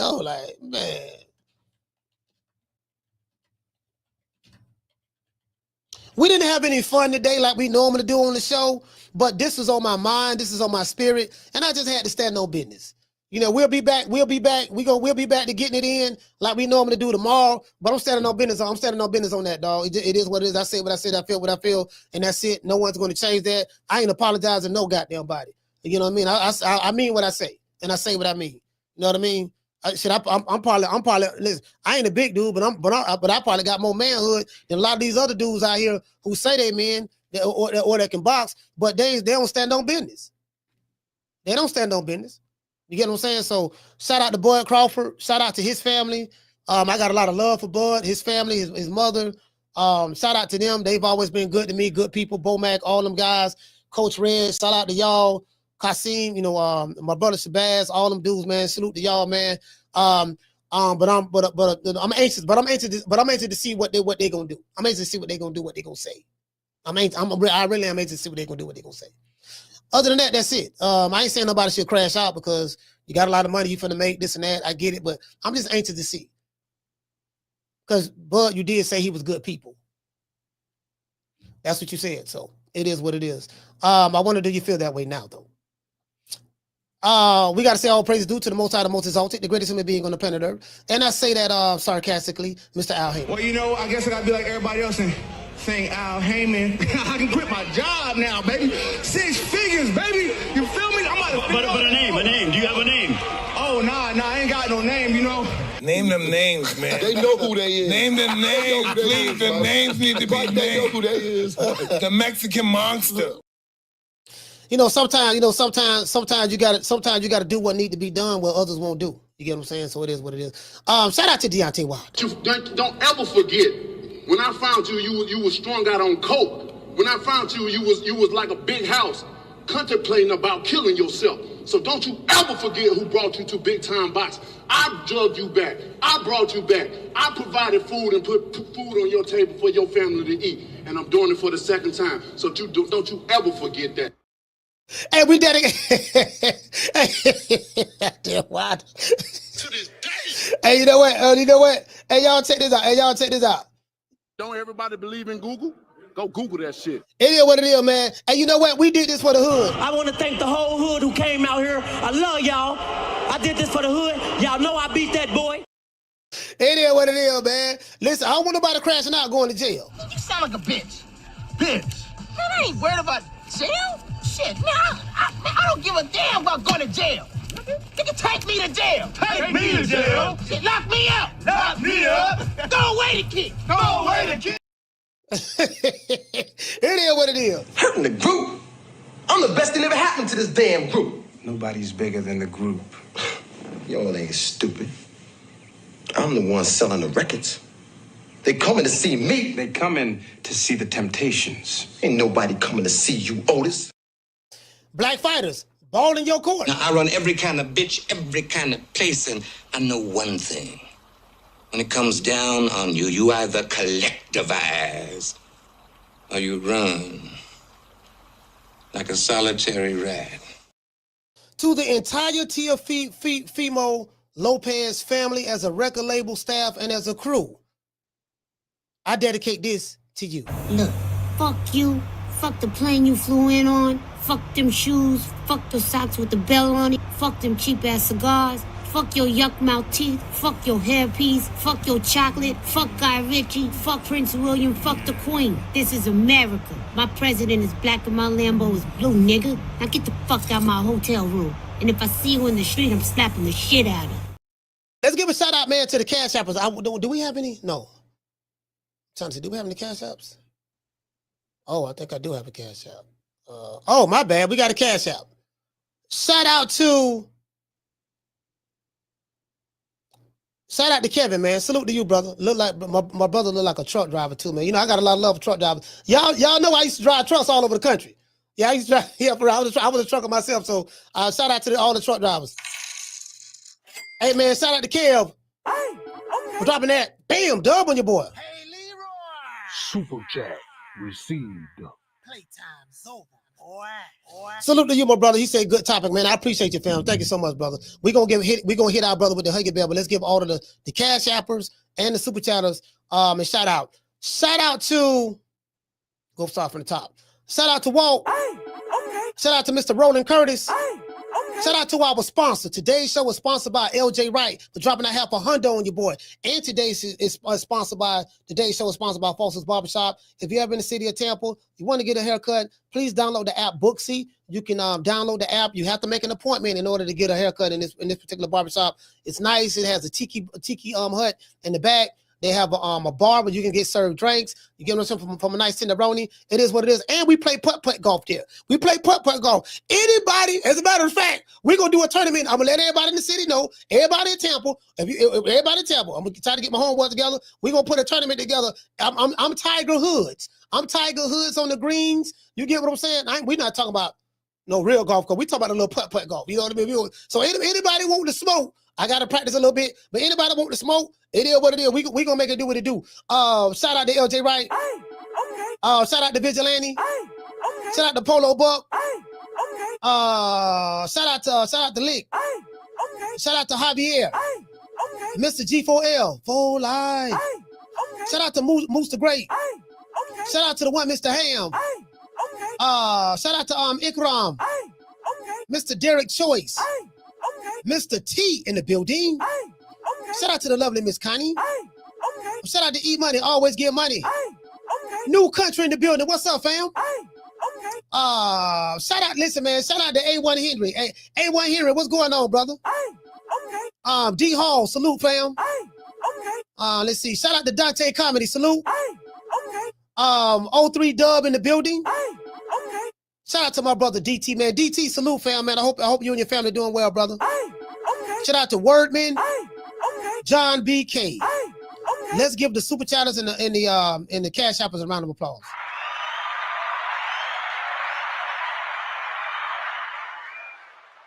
Y'all know what it is, man. Shout out to the Tenderonis, the PYTs, and the Honey Dips. And y'all know what it is, man. And yeah, Club Shannon Sharp. I know because you're on a different socioeconomic class than I am that you would never rock with an individual like me, and you are more of the high society Negro. I do know that, but it looked like that. It looked like that you're in a little bit of trouble. I hope it'll work out for you, son. See your eyes shine, she's my soul, honey, please. And with the lights sweet dust of free. Tuck to my nose, this love has got it so raw. Make you goose, stepping out, from out of control. Turn it up. It's me against the light. Snow bunny. Moving on the bar. Everything's so right. Got that smooth soul feel. No, that's next to the law. With my snow, turn it up. Been party by the night. See her eyes shine, she's my snow bunny, please. In the winter light, so she's my sweet dust of free. Tuck to my nose, this love has got it so raw. Make you goose, stepping out, from out of control. Turn it up. It's me against the light. Snow bunny. Moving on the bar. Everything's so right. Got that smooth soul feel. No, that's next to the law. With my snow, turn it up. Been party by the night. See her eyes shine, she's my snow bunny, please. In the winter light, so she's my sweet dust of free. Tuck to my nose, this love has got it so raw. Make you goose, stepping out, from out of control. Turn it up. It's me against the light. Snow bunny. Moving on the bar. Everything's so right. Got that smooth soul feel. No, that's next to the law. With my snow, turn it up. Been party by the night. Hey man, peace to the family. I gotta let y'all know something, and I gotta say this. This is a special PSA announcement. I told you guys, I'm Coach Malachi. I'm not a part of the social circle in boxing. What I mean by that is, I'm not a part of the social media circuit. A lot of times, you want to gotta get press credentials to go to these fights. Some of these promotional companies, they want you to kiss ass and suck dick to get these press credentials. So I'm not, I'm not Ellie sucker nigga nutsack. No, I'm not going to get. I'll probably never get press credentials from a lot of different places. I probably won't get one from Top Rank ever again after this show. I have no problem with that, no problem. But however, it's not personal. I get it. I'm standing on business. If I have to kiss your ass or pull a nigga dick, or in order to be in a certain circle within the sport of boxing, fuck your circle. And I mean that. I don't give a fuck who it is, who the fighter is, or who the promotional company is, or who the reporters are, or the management. I don't give a damn. If I gotta compromise who I am as a man just to fit and be in your circle and be around you, I'm good, fam. True. I'm gonna give everybody a shout out after these messages.